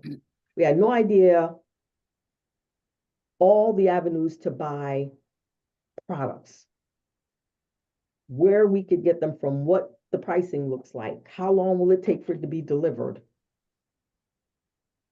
I feel like right now the internet is where a lot of this stuff is playing out. And you know what? For many people going in business now, when you think about where people are buying, they're buying online. Yeah. Now, that's not great when it comes to brick and mortar. So maybe a healthy combination of both is good. But when I say buying online, I'm talking about buying things to resell, not just making purchases, personal purchases, but for those of us that are in business, buying things that now we're going to present to the consumer.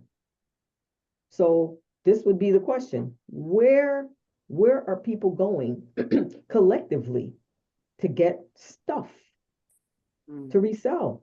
And they're buying it from everywhere, because the internet has opened up possibilities, and that's the word, possibilities of options of where we can now go to get products. Looking at pricing, are we getting the best product at the best price?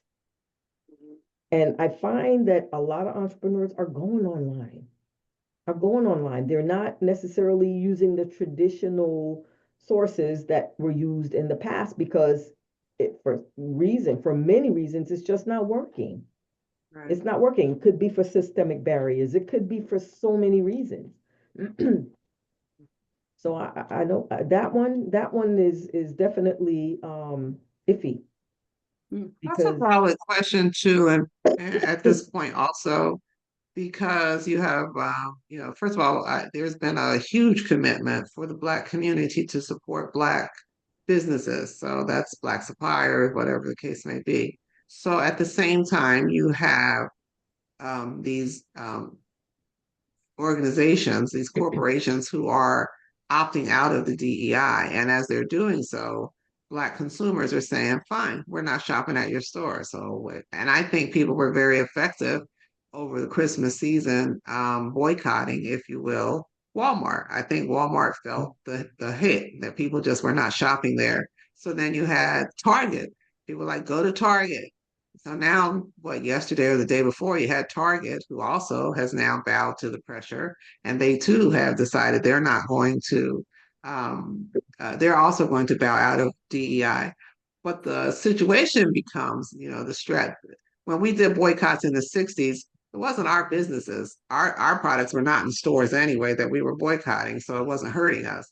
Now you have all, particularly with Target, because Target went above and beyond to have Black vendors in their stores. Mm-hmm. So when you don't buy and we weren't working in their stores, so boycotting their stores, didn't hurt us at all. So now we have to balance in whatever decision we make. How are we harming our own people, whether it's not supporting a vendor and maybe finding some people, in our community to find themselves unemployed. So it's a different ball game now. So it's going to be interesting Helen, to see. And you can buy stuff online, sure. Some people say, but people aren't really that committed and they're going to do what's expedient. They're going to go into the store and buy the product. I think that as a people, we're ready for the challenge and that we have to remember that there is power. We are consumers, which is not a good thing, but that's who we are. And how are Helen, we going to use it during this time to our advantage? Helen, quick question. We actually, everybody's mad at Trump, but we're not mad at Amazon.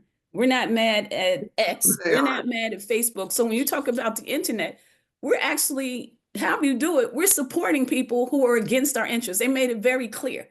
They are not supporting us. They're backing out, whether it's Target, but it's That's not also true, Facebook. Linda. That's not true. It's Black not. people are definitely not. Well, it's not true that Black people aren't mad at people.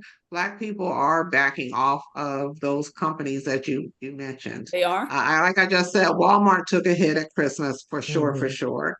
Target is about to, find out, and Amazon, Bezo, when Bezo refused to endorse Kamala as a candidate. And it wasn't just Black people, but lots of Black people were there, just dropped their subscriptions. So I don't believe that. I do think that people are saying, really, that's how you want to do this? So this is going to be our response. Well, I'm So talking about give internet give us too. give us some credit where we are. We are definitely doing better than we've done in the past. And because of the internet, I think it's going to help us to get the word out. There's peer pressure is real because it's in your face.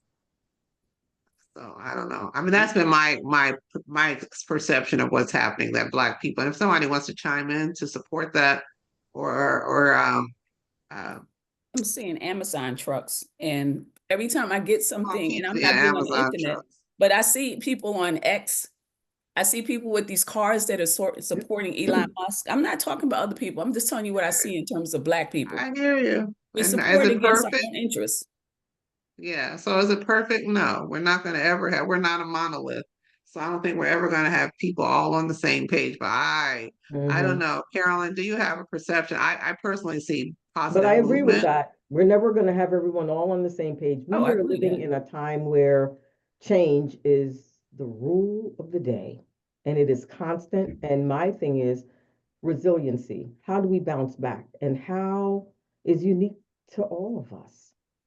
Because we may have different things, products, services, to-dos. How can we bounce back from whatever is happening in the economy? And that's where heads down to the grindstone comes in, starting to think through. You brainstorming, what are my options? Can I move to the left? Can I move to the right? Do I step back? Do I change this? That's just the new rule. And we have to be in a position to do that and probably do it often. Because what the one thing we can count on is that things are going to change. And right now we're in a time of change. We have to just be able to steady this course. And I tell you, from a self-employment standpoint, I look at things from the most minute level, is what I'm going to call it. If I make $1 more than I had the day before, that is the gift. Um, Period. And you move from there. If I stay the same or grow just by a little is good. You see, and that's the blessing, because we will be tossed about by the environment, and we're going to be taking hits, and it is so evident to all of us that it's not even funny. Yeah. That is what's on the horizon, change. And we will not be able to do much about it. We might be able to do some things, but it's like I tell people at tax time. The Internal Revenue Service makes the rules for for for income tax. And they've been doing it for decades. And one thing we know every year, one thing I know every year is there's going to be some changes, all right, because it's going to happen. And the tax professional community, we don't always love these things, but we still have to step up and perform and do, because at the end of the day, it is a requirement. And our our job is to get it done. Exclamation point. We may not love it, but we can't change it. And if it's a requirement, we are under obligation to comply. And so we just look at, all right, what are all the new tax laws that came down for 2024? What will be the new ones coming for 2025? And we already know a lot of them. And I promise you there will be more by the year end of this year going into 2026.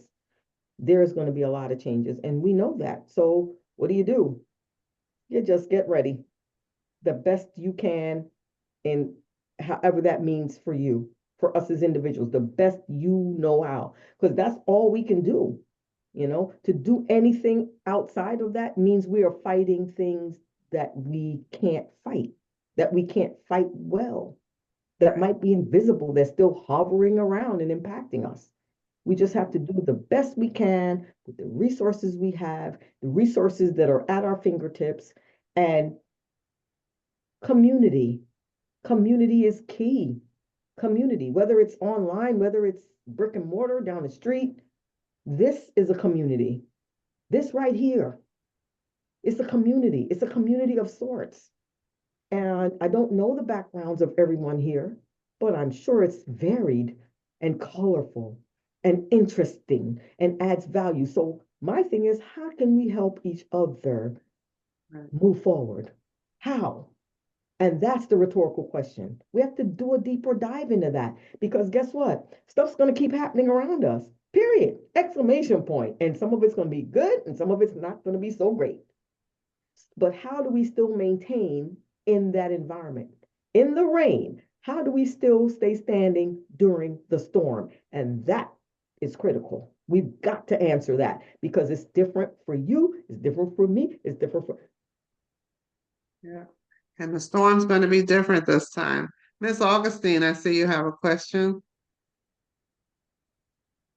Kim? Yes. Well, it wasn't so much a question. I had a comment, I guess.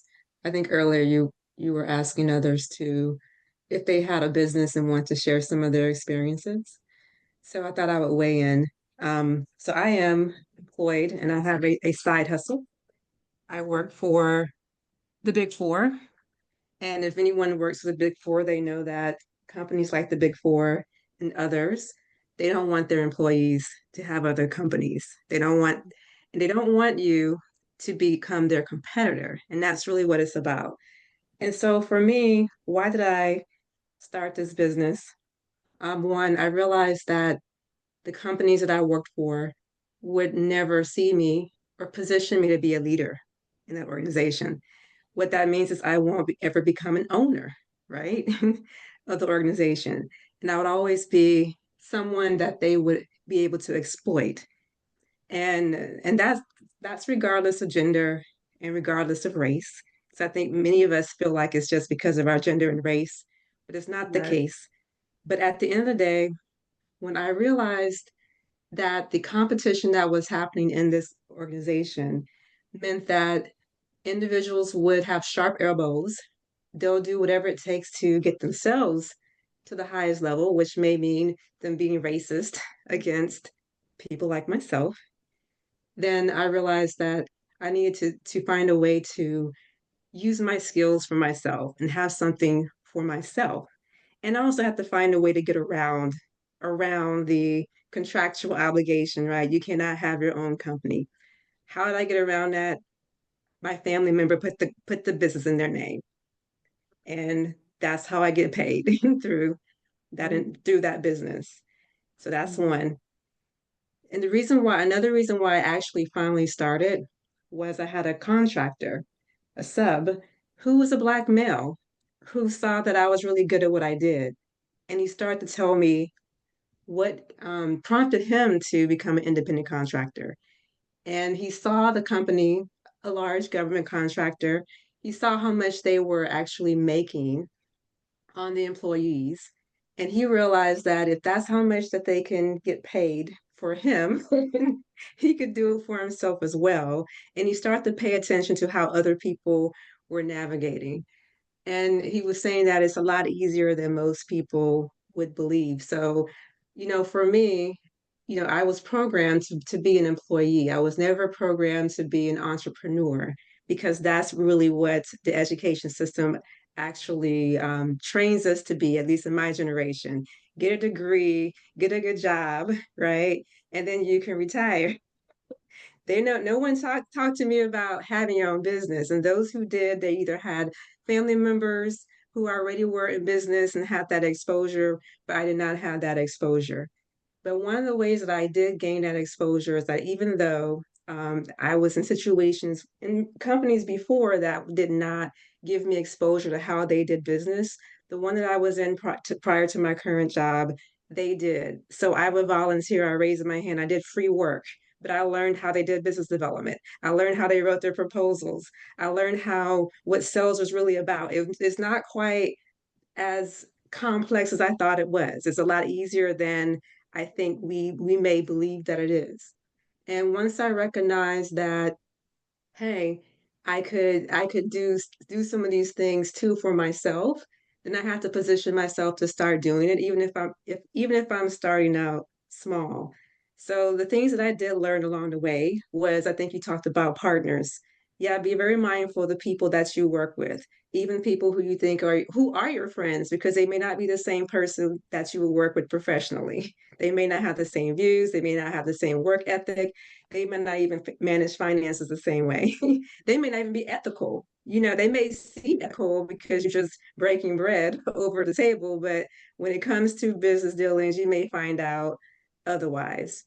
Um, have a contract up front, have your agreements up front. I think you mentioned that as well, because people will move the needle on you, especially when money starts exchanging hands. So that's one thing I learned as well. And then also using the skills that you have, and also, learn some skills if you are an employee. You work for a company, you work for a business. There are opportunities for you to learn how they do business. That's a way for you to get some insight and some training, believe it or not, for those who may feel a little bit more uncomfortable about just jumping straight into it. Don't leave your day job. I didn't leave mine, right? Because I'm not at that, I'm not there yet, nor have I focused my time to position myself to be there yet. But I recognize that I have to go through a mental transformation. I have to go from great at just doing work and working for someone and delivering, my services or my products very well to I have to think about a business. So I think from a business perspective, which is a bit different because you don't. So I think so, which brings me to speaking to this topic about how companies are engaging with our community when it comes to DEI. It's really interesting because having a business development mindset, when you're in a consulting space, it's always about how do you make more revenue. So your mind actually will shift a little bit as an entrepreneur, where you're not going to look at it in terms of, oh, they don't care about my community. I'm not going to buy from them. Companies are going to make money any way that they can make money. They're not going to necessarily look at it in terms of, I don't like this group. They're going to look at you in terms of, can I get money from you? And that's what it boils down to. And if we go even further back, and this is one of the things that really shifted me when I decided I needed to have to start something before I started something. I had to think about the fact that slavery was about them making money off of us. They had no intent on us having our own businesses. We were only there to do work, make money off of us, and die. That's just how simplistic I made it for myself. And with that, if I recognize that the country that I live in is built off of that premise, is how do they continue to capitalize off of the people that are there, then I have to be honest with myself and say, they don't see me, you know, as someone to be entrepreneurial. They see me as someone they make money off of. And if I wanted something more for myself, I was going to have to take the initiative to do so. And that's really what pushed it for me. And that's why I don't look at it in terms of, oh, there no DEI, they don't, they don't want my products. I really had to shift and say, hey, I'm either going to be, I think you mentioned it, a consumer, right? But I said, or a creator, you know. So instead of me buying products, it doesn't matter if the company supports DEI or not. Instead of buying clothing, can I go and use the money I would buy for this? Some people buying these expensive Gucci bags. Can I take that money and go find a way to create my own bags? Can I go and get someone to sell it on Amazon? There are so many different ways to take take our habits that we have been programmed to continue to do so that this nation and these organizations can make money off of us, right? And we can do it for ourselves. And I think the last thing for me, because one of the things that my company does is write, I think I mentioned this on a previous call, feasibility studies for USDA backed programs. What was really eye opening to me was to see the number of companies that were small businesses, as you mentioned, Carolyn. These were individuals who had companies just because they had an idea and they just did something about it. And then the number of companies that are actually not owned by US citizens was really interesting to me. And so these are the things that I think many people don't have the visibility to. So they don't really understand that how easy it was for certain people to start businesses. And yes, but they weren't like us. They didn't look like us, right? But at the same Right. time, it was very eye-opening, and that helped me to understand that everything is not quite what it seems, right? But for Yeah. those of us who are interested in businesses or ownership, I say just go for it. As Carolyn mentioned, you don't have to have a lot of money to do a lot of things, right? And your business plan, I'll say this, the importance of a business plan from my perspective is it helps you to vet whether or not you want to go into that business before you actually put money and time and effort into it, right? Before you fail, or it helps you to actually shift your thinking about what you should be really selling so that it will be profitable.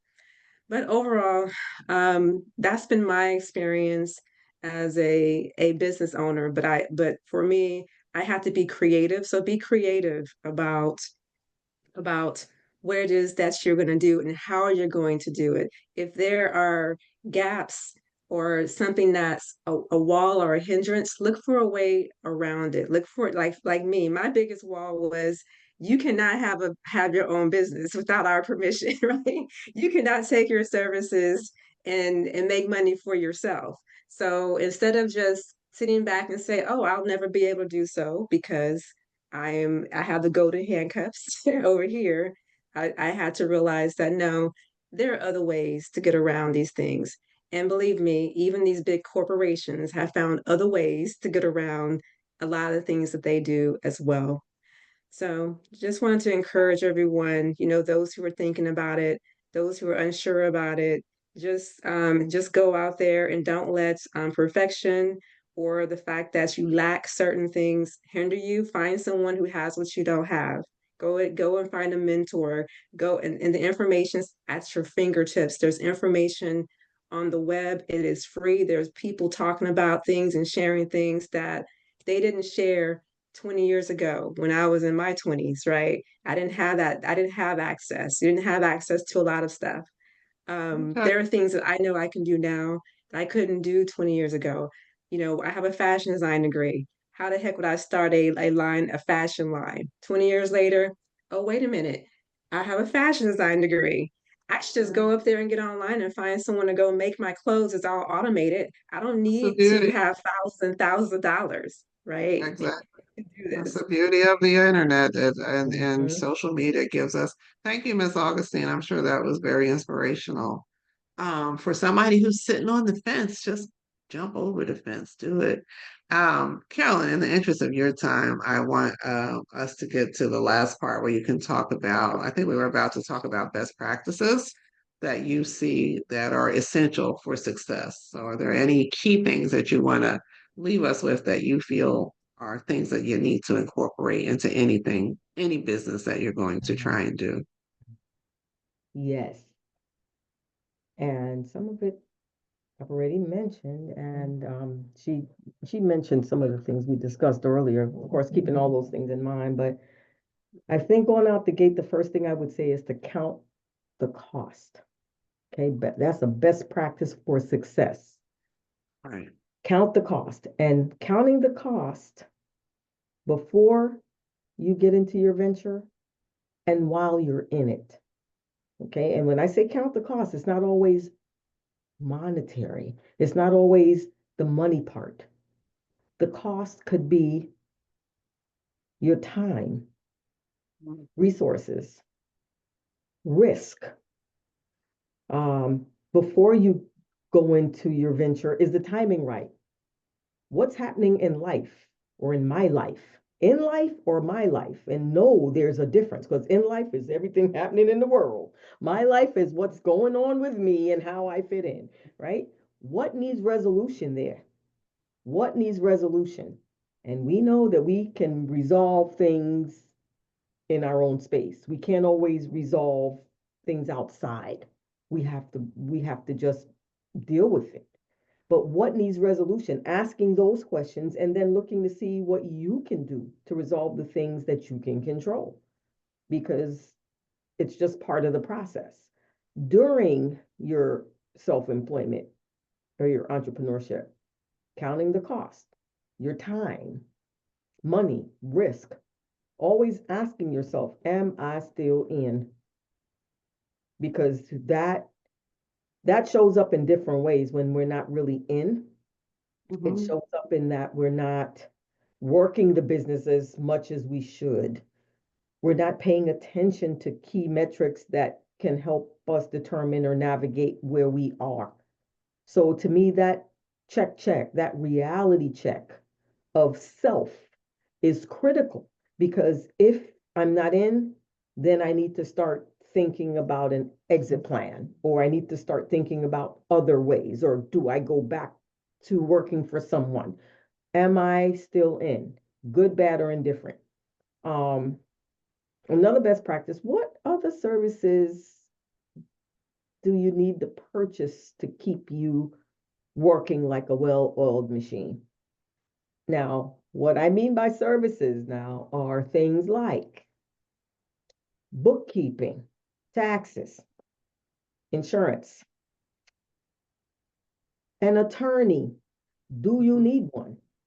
Because oftentimes we ignore these things or we think, oh, I got this. So I'm going to go online and find the answer. Well, great, great. Mhm.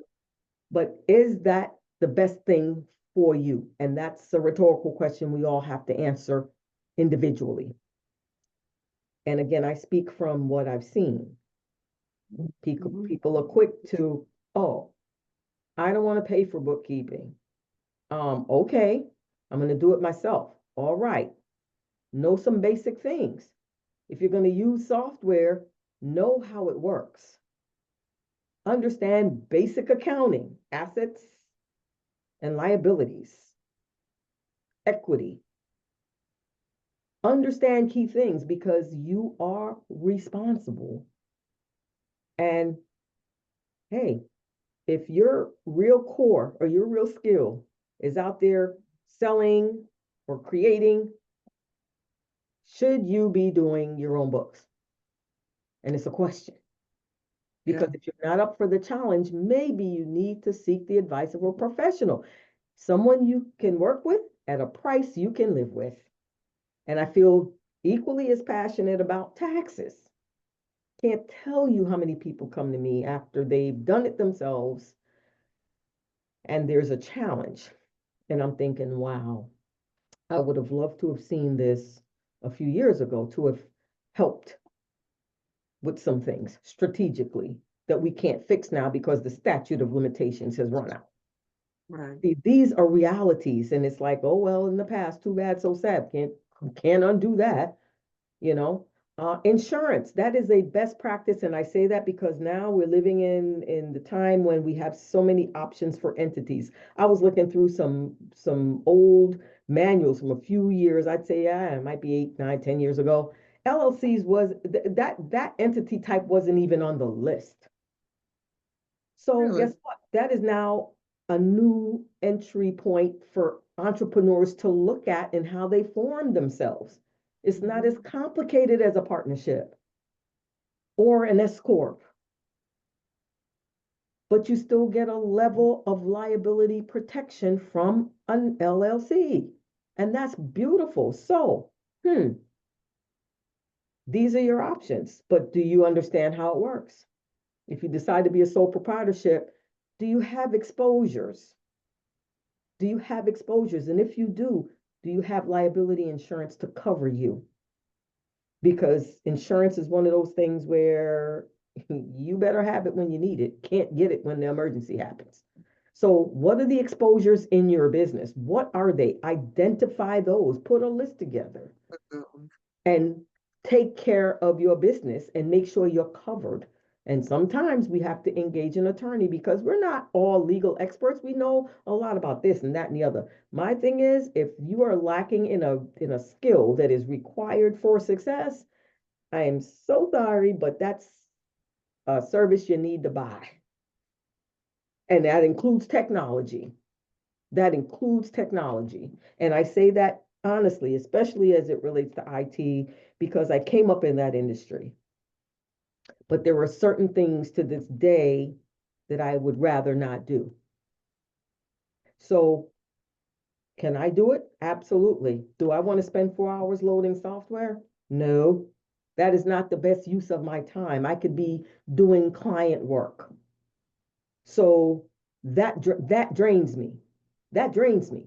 So, am I going to have a technology professional that helps in my offices? Absolutely. So it's about knowing what you want and how you want to operate and looking at where the gaps need to be filled. Where are they? Do they exist? And if they do, if you don't have the skills or it drains you to learn it or it drains you to perform it, how can you get the help you need? Whether it's a free service or a purchased service. But if it's outside your realm of expertise, I really admonish that please look at how you can get the help you need to get things done the right way. And then the last part I think is this too, your skills. What skills were required to bring you in your business, whatever it is. And if you got in by happenstance, that's okay. But what skills do you need to maintain or move to the next level? Are there certifications that you need to own? How will they help you? Are there new skills you need to hone? And if you need those, how will you get them? Will you get them online? Will you go to a class? You know, because all of these things represent growth. They also represent stagnation, running in place if they're not dealt with. And so I'm a big proponent for looking at what you need in your individual circumstance. And look, everything's not going to work for everybody. Not at all. We just have to be willing to stay in the game. Stay in the game. If it is your passion to do this, how do you stay in the game? And we can all answer that individually using the resources. There's so much going on online now with AI. It's integrating and being integrated into everything. But I also say with that, count the cost because it is still being defined and developed. And there's a lot of information out there, and sometimes it's conflicting. And so It's a Not to beautiful, mention it's making us intellectually lazy. yeah. So I've resisted AI, but And it's because interesting. It's interesting, but it's being integrated in the accounting field. I mean, they're inundating us with how can AI we're help gonna be tax brain pros? dead. It's everywhere. But again, see, my thought is roll with the punches. Is it for you? It is something new. It is something new, and it obviously people are embracing it. Obviously, Sure. people are getting certified on it, being experts at it, so they can go out and now perform a service to sell to others to help them integrate it in their practice. It's like everything else in this life. How does it work for you? And will it help you to realize the goals that you set forth when you started your business? And Yeah. if the answer is yes, look at it closely and see what pieces do you need to pull out to help you? What pieces don't apply? What pieces don't apply? Right. Because the book is this thick. And if Right. you spend all your days going through it all, it will be daunting and it will take a while. But in the meantime, you have to operate. You got to Right. come out the gate and you got to be out there strong and you've got to do what you got to do to keep it up. So whatever you have in your toolkit, Mhm. sharpen the saw. Seven Habits of Highly Effective People from years ago. When I was in corporate, that was what we all as managers, we all had to go to class and we were in class for a week. It wasn't just Seven Habits and here's the webinar. You were in there for a week and every day was a different habit. You spent 8 hours learning how to do all the different habits. So when we came out of there, we were on it. But there's a lot of merit to those things because it teaches you to operate here above your normal, way above your norm. Sure. And as long as you know, again, knowledge is power. As long as you know those things, pull out the pieces that mean something to you, that is meaningful to your business or your business process or your customers or how you market. See, that's what this is because it's not one size fits all. Right. Absolutely not. You can talk to somebody who started a business, a young person that's in their 20s, went online, started a business, and made millions in a couple of years. And then you have people.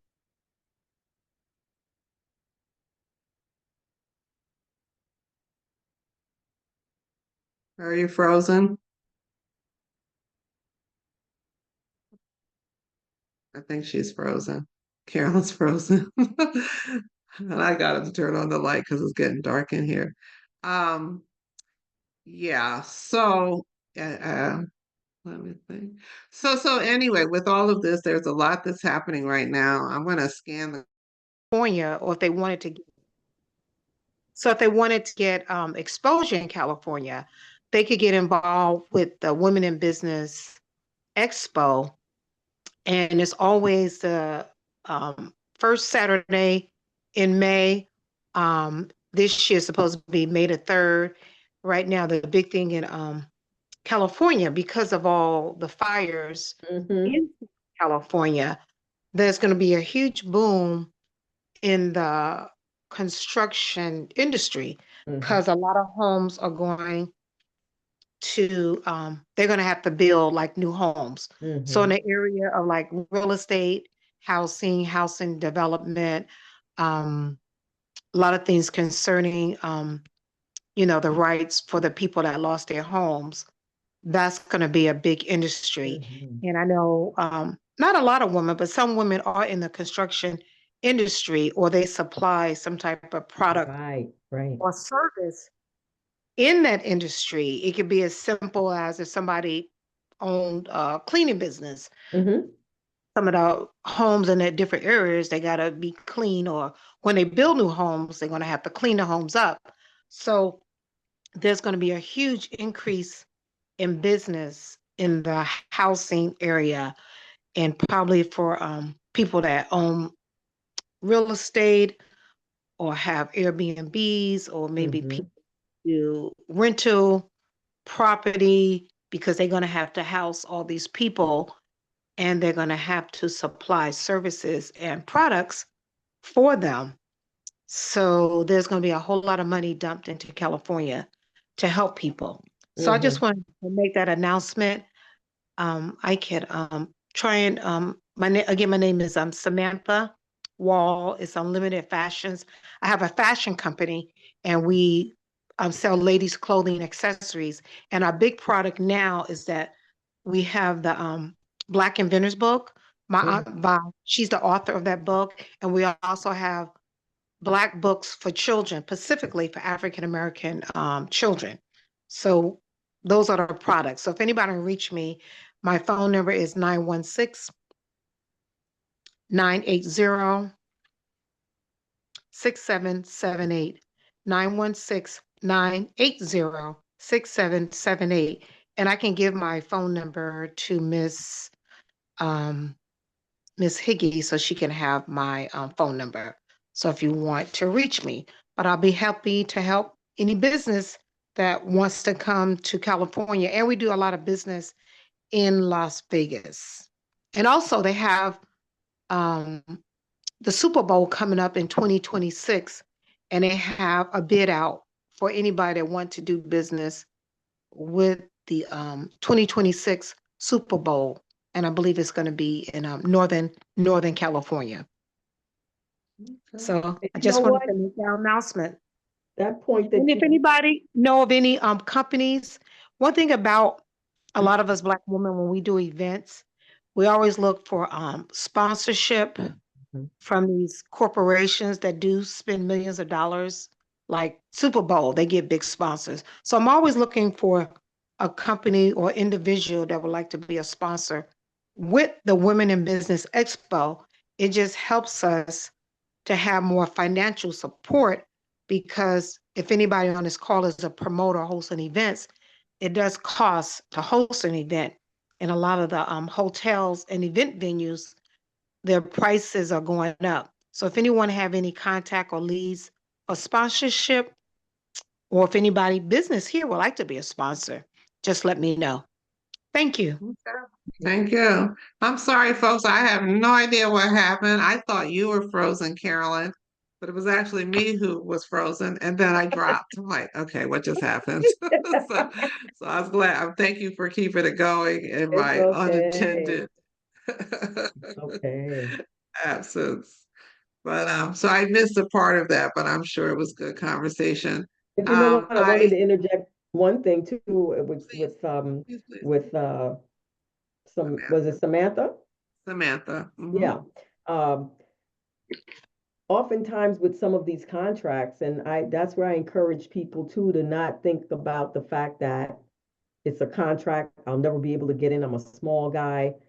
Yes, that's an active conversation, but when large projects like this are on the table, oftentimes a lot of these companies can't do it alone. And so it opens up an opportunity for subs to come in to take the work on, even though they may not be in the forefront. And the one that has the contract, a lot of companies can't fulfill the contract without getting additional help. And so that can also represent a revenue opportunity, for some as well. So thanks for bringing that I up. just want to say from the term, and I'm not going to go into this deeply, but you had mentioned it briefly earlier. Recognize that there's a difference between a contractor and an employee. And if you are dealing with contractors, be certain that you are not treating them like employees because it could land you in some real hot water in terms of Mm. taxes and responsibilities and liability and what have you. So make sure you do some research around what's a contractor and what's an employee before you go taking on staff. Yes, Uh, and you know what too, Helen, when I brought that point up when I was talking about setting things up, W-2 versus 1099, the yes, IRS, for those of you who are just interested in making sure you understand the differences, the IRS has a publication on their website, employee versus independent contractor, and it gives you all the guidelines necessary to understand fully what this person is to your company. Not what you want them to be, but what the IRS says they are, and that's critical because we it comes with penalties and interest when we don't treat people according to the guidelines, and the IRS can go back and make the company reclassify people, and that is something we never want to fall into. So it's in best practice that we at least investigate the difference between the two. And then there was one other thing I think I wanted to mention to you guys that I might not have mentioned earlier as it relates to a corporation and S corp. I've had many think that they can have money coming out and paying themselves by a distribution from an S corp. And the rule really is that if you're an S corp, you have to be on payroll.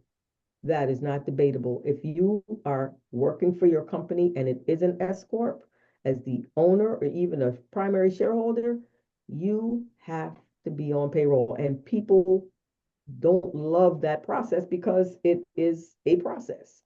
There are more tax forms to fill out, more work to do. You have to issue W-2s at the end of the year. But I can't tell you how many have come to me and said, yeah, well, here's my corporation and I'm going to pay myself as a subcontractor. And I'm thinking, well, that's nothing I can help you with because that's not what the rule book says. The rule book says if you are a shareholder and you are working for the company, your paycheck is just that. It's through the withholding process, federal withholding, state withholding if your state has tax, and FICA. And to do anything different is not obeying the law. So just want to let you know that because there's just such an issue with that. People just don't want to do the payroll process. And I get it. It is procedural and it's a lot, but it's a I requirement. think it's almost behooves you to hire one of these ADP or somebody to do it for you. But Well, if it's just a exactly, couple of exactly. you, But you yeah. see what I'm saying? It goes back to wanting to do everything yourself. And it's like there's some things it's not yeah. Find a In service terms that of will do it a fraction. taxes, so your Mhm. personal records, taxes, I think you have to keep them going back 7 or 10 years. I'm not sure. Is there Well, I tell you, records is retention is is is an interesting thing. Well, we know the statute for tax is 3 years. However, the basic three rule is years? that if you have something um that is critical to your operation or that validates something that you're doing in your business, then you really should just keep those records, period. Because to get rid of them means now you don't have the proof. So even though records retention may be 3 for income tax preparation purposes, other documents you really should keep, I would say as far back as maybe 10. And I have some things that I keep even longer when it's a critical piece of what I'm doing in my business. That's just going to be kept in the archives. I'm not going to get rid of it because for one reason or another, it validates a process, what I'm doing, something financial. It just needs to be saved. And so, yeah, just look at your operations and what's at risk here. And at what point will you have to defend something? How about that? And there Right. you go. That will help you do it. But I would say 7 to 10 is a good business practice. Okay. All righty. Look, in the interest of your time, because I appreciate you giving us your time, and it is Sunday. I'm Oh, I going had my to. day done before I came on the call, so I'm good. I'm Oh, good. that's a smart move. Oh yes, Smart move. that's why I talked to you. I was like, oh no, help me. I'm gonna do this thing. I'm taking care of my day, but by 3 o'clock I'll be done.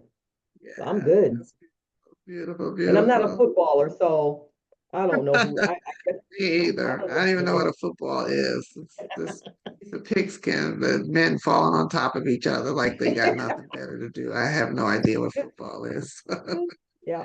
Hey, Oh, hey, somebody said data Carolyn, retention for taxes is 3 years I scheduled. just I Let's just see. wrote down what Carolyn was saying, that Oh, it's oh, three okay. years, Oh, but and the Eagles good are winning. strategy. That's a good Okay, sign for those who are in the Philadelphia area. Who are they playing? I say I don't follow football at all. Washington Commanders. Oh, now I did hear that. Washington. I did Oh, hear that earlier. Yeah. see, I didn't So, even know that was a Carolyn, new name for the Washington team. So that's how out of touch I am. Yeah. Now that I knew. I don't know much about football, but that I knew. Carolyn, can you talk a little bit about who actually reports income? Some of us, speaking for a friend, was delusional and thought that federal taxes, that the IRS was keeping score, did not understand that it was Social Security Administration who's actually keeping score, and what, depending on your track that you fall in, what's the percentage that has to be paid out? So when you're independently playing in the this small business space, you're both the employee and the employer, and you got to make the IRS or SSA whole. Can you talk a little bit about that? Okay, so you're talking about maybe estimated tax, putting aside estimated taxes? The FICA Yeah, that okay, for every okay, X yes. number. Yep, that's what that is. And so that plays out for entrepreneurs in the form of estimated taxes paid quarterly to cover income that you make each period. And it's called estimated taxes for a reason, because you're estimating what you think you're gonna make. And you fill out the form and you turn it in each quarter. Now let me say this on a percentage. A nice round figure is 20%. Hold on to 20% of what you make and put it away. And that's just a nice round figure, because until you know exactly what the income is and exactly how it's going to play out, it's just that. It's just an estimate. Also, too, because taxes are due at the end of the year.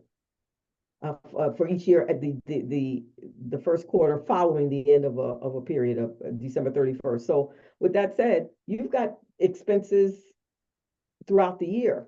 And at year's end, you may have some expenses that you didn't realize you had that may have an effect on your bottom line as far as what you should have paid in taxes. That includes your federal withholding and your FICA, your Social Security, and your Medicare.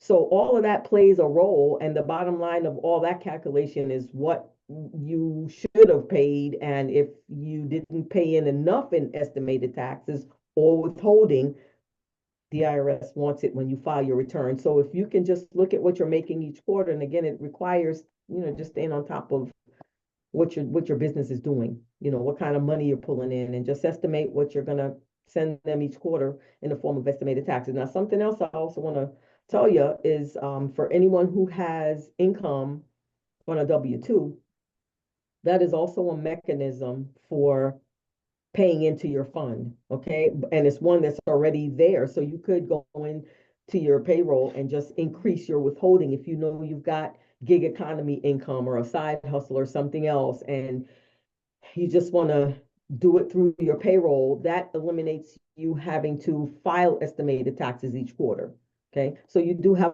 an alternative if you're getting a W-2, but for those of us who don't get a W-2, we will pay estimates each quarter, and then at the end of the year, you just settle up. So if you can just save that amount and just put it away, and if you don't need, if you paid in too much, you get it back in the form of a refund. That's the beautiful part. If you didn't pay enough, then you're going to have a tax bill, but that's just how you handle it. Just the easy way. Was that the answer, or did you have? Yes, and can you also talk about if you're working out of your home, how is that calculated if you're trying to run a business? I know you're not giving tax advice, but just some No, that's general fine. That's guidelines. fine. That's fine. Because all of these things you can investigate through irs.gov on their website, and if you can get through all of the publications to get what you need. So home office expenses. Now, are you wanting to know what you need to gather for that, or how it works, or what? Let's just do generally how it works. Okay. And what people need to have. Yeah, okay. Home office expenses, of course, there are guidelines for what qualifies as a home office. It has to be where you exclusively do business, where you do the administrative part of your business. There's a list that explains the circumstances under which you can take the home office deduction. All right, so with that said, it is a percentage of your home office to your total square footage. So the size of the room that is your office by the total square footage of your home.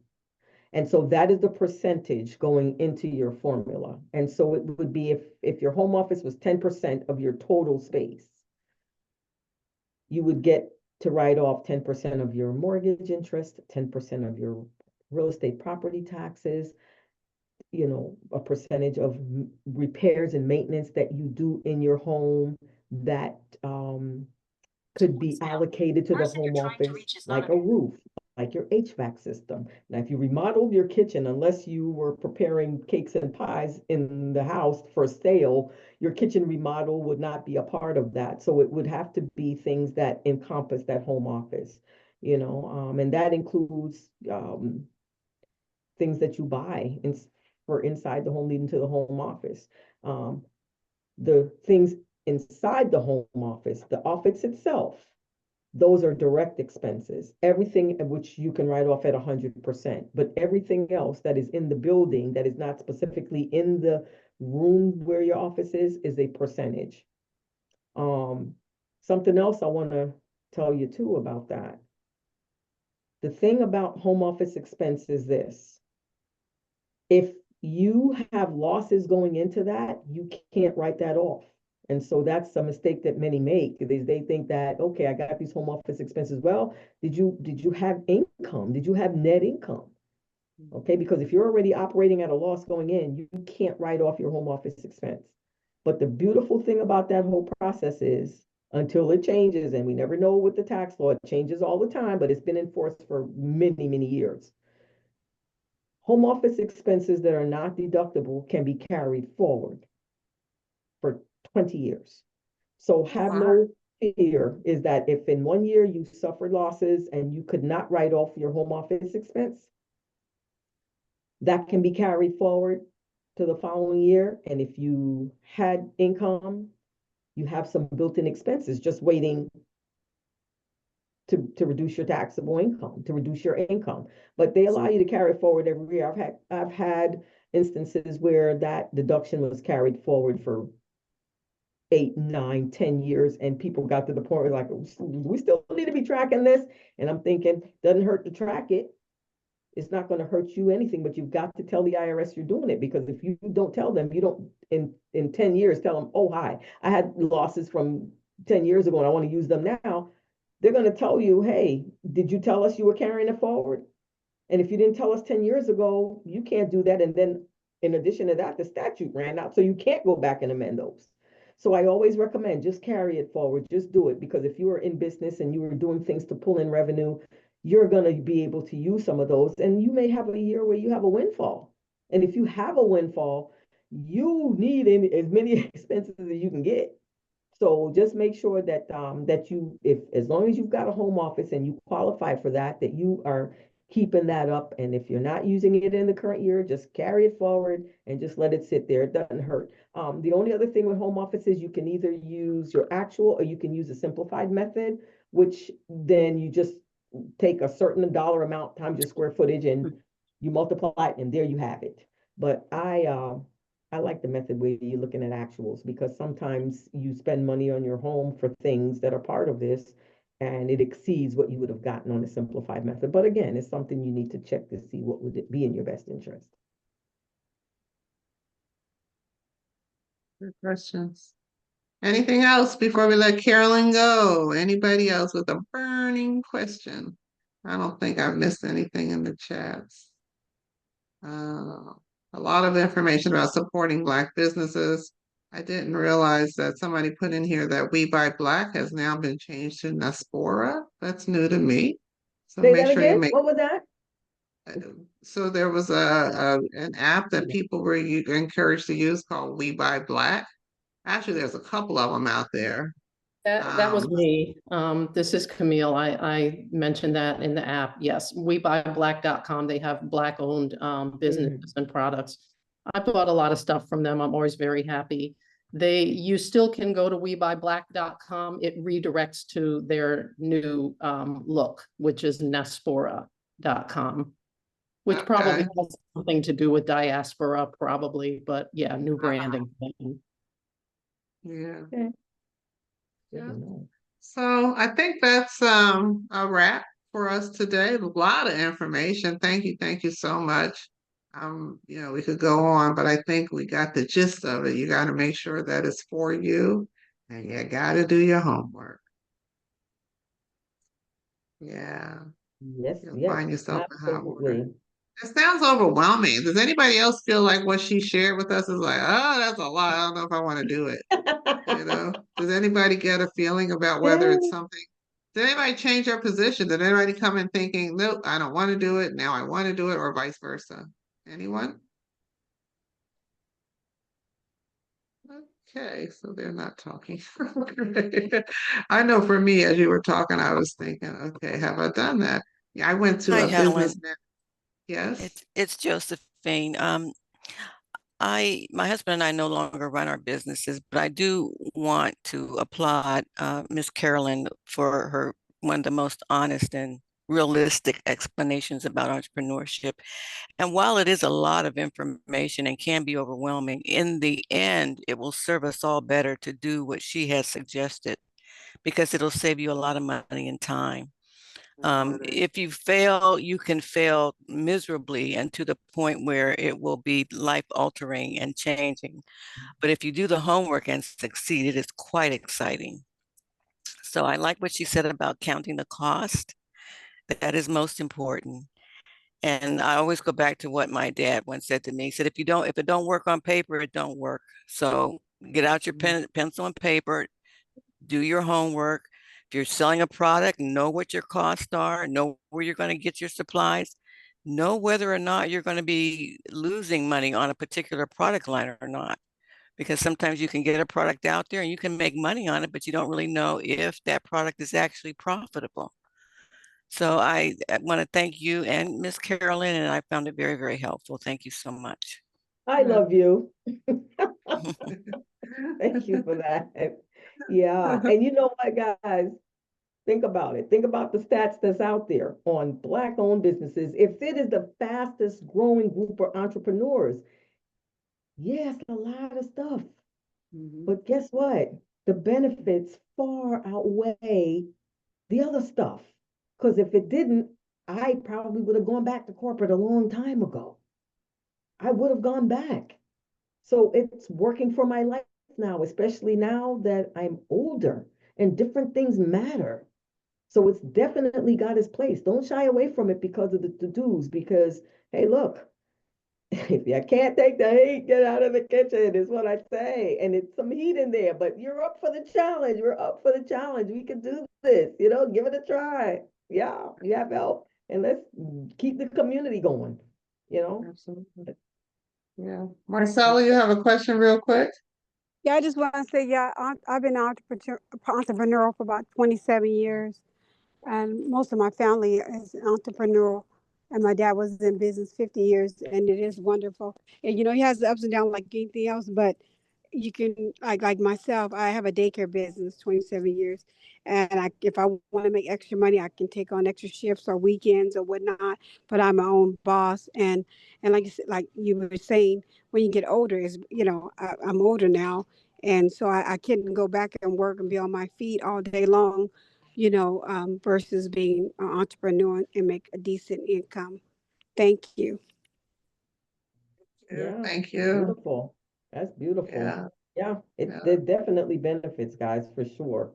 It's just Yeah. whether or not we're up for the challenge. And there's no shame in that game. It's not for everyone, but the thing is, I say if you have thoughts of it, work it out. Because when I tell you I've always wanted to be self-employed, always, and just did the corporate thing because I like the corporate environment. I love it. It's big, it's interactive, and I have extroversion tendencies. I think I have a balance of both. I have the introversion where I'm in here doing my thing, and the extroversion, which is like, oh yeah, let's go get out and do some things. Right. But it is definitely fulfilling, and I had a desire when I was in corporate. Corporate served its purpose. It did. So I want to give a shout out to those of us who work for someone else because we gain skills in that whole process. And someone mentioned it earlier, the lady who worked for the Big Six. we're learning things in the corporate sector. I'm thinking about the person that I am today. I had help. I had a lot of help. I had help being groomed in the corporate sector, learning, having people who saw that I had potential and gave me the training I need, gave me the managerial training I needed so I could move up in corporate and keep Right. that going. And so a lot of those skills I possess today. Absolutely. So everything has its place. It did for me things that I don't know how long it would have taken me to get it on my own. It forced me to operate, especially being an executive, being CIO. You are thrown into stuff. Whether or not you want to be, you are there. And at that point in my career, I was no longer doing the technical part of the job, developing applications and programs and doing all that stuff at that and dealing with my networking people and my help desk and all that. At that point, you're managing all the moving pieces because now the buck stops with you. And to me, self-employment is similar to that whole thing. The only difference is I'm doing it my way. I'm doing it my way on my terms. And I'm building it the way I want to. And I like that. But I definitely feel like everything I've learned beforehand was very valuable and just a big part of this whole process. And so, yeah, I encourage you, take what you can get from the 9 to 5 because it's helping you build skills that you will be able to use if you choose to venture off into self-employment. Carolyn, I'm gonna blow you up here a second. Carolyn's a friend of mine, greater than 50 years from the 6th grade back in New York. Okay. So this lady is sitting here very pleased, quiet, and modest. She didn't tell you who she was CIO for. Sara Lee Corporation. Well, yeah, but I keep that stuff. I work for big companies. I worked for them as in management. I worked for the banks. I worked for personal products manufacturer where I was CIO. It's been an interesting career, and I appreciate it. But I appreciate all that. A hidden figure, okay? She was out there trailblazing before there was DEI. That's a friend giving you that's giving you your roses while you're here. Yeah, that's why they're giving me the whoop, whoop.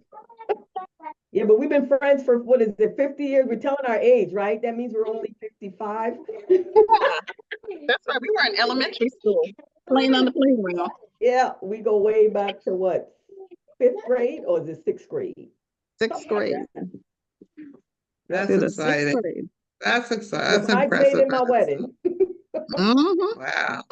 Yeah. Beautiful. Yeah. And so, Helen, it's a beautiful community that you're developing. Thank you for this. Thank you. Some of your other programs and very interesting, learned quite a bit. Yeah, thank you so much for giving us your time and your information. We look forward to having you join us again, just on any given Sunday. You'll find us here. So, on that note, if everybody could unmute and we can give our guests our. And I'm stuttering, so that's bad. So if we can give our guests our weekly send off, that'll be great. I think there's a lot of new names on. I see there's a lot of new names on here, so they may not know what I'm talking about. So I think I saw my niece. My niece might be on here. Who's your niece? Sophia Clinton. Yeah, I see her. Shout out. Woo! Hi, Carolyn. How are you? Hi. Thank you for coming. No problem. All right. It's good when the family shows up. You were more important than football. Yay. So anyway, thank you so much, Carolyn, for spending this time with us. And I hope that you will come again. Like I said, we're here on any given Sunday. And when Black women gather, Amazing things Things happen. happen. This has been another amazing Sunday, and I thank you all for joining us. And if I seem a little jet lagged, I am. Just got back from Jamaica last night, and I still a little out of it, but I'm getting it together, and I wanted You to look be here with rested. you all. You look I'm rested, sorry. Helen. You don't look tired. Yeah, I've kind of taken it down today. Didn't do much of anything, but yeah. So thank you, whoever said that. I appreciate that. But anyway, I'm going to stop recording. We can hang out here for a few minutes. I can tell you what's coming up down the road and how you can support it. I don't see anybody. There was a few folks on here from the trip before, but I think they're all gone. It was fantastic, guys. I have to tell you, it was really good. Let me see. I'm going to stop recording.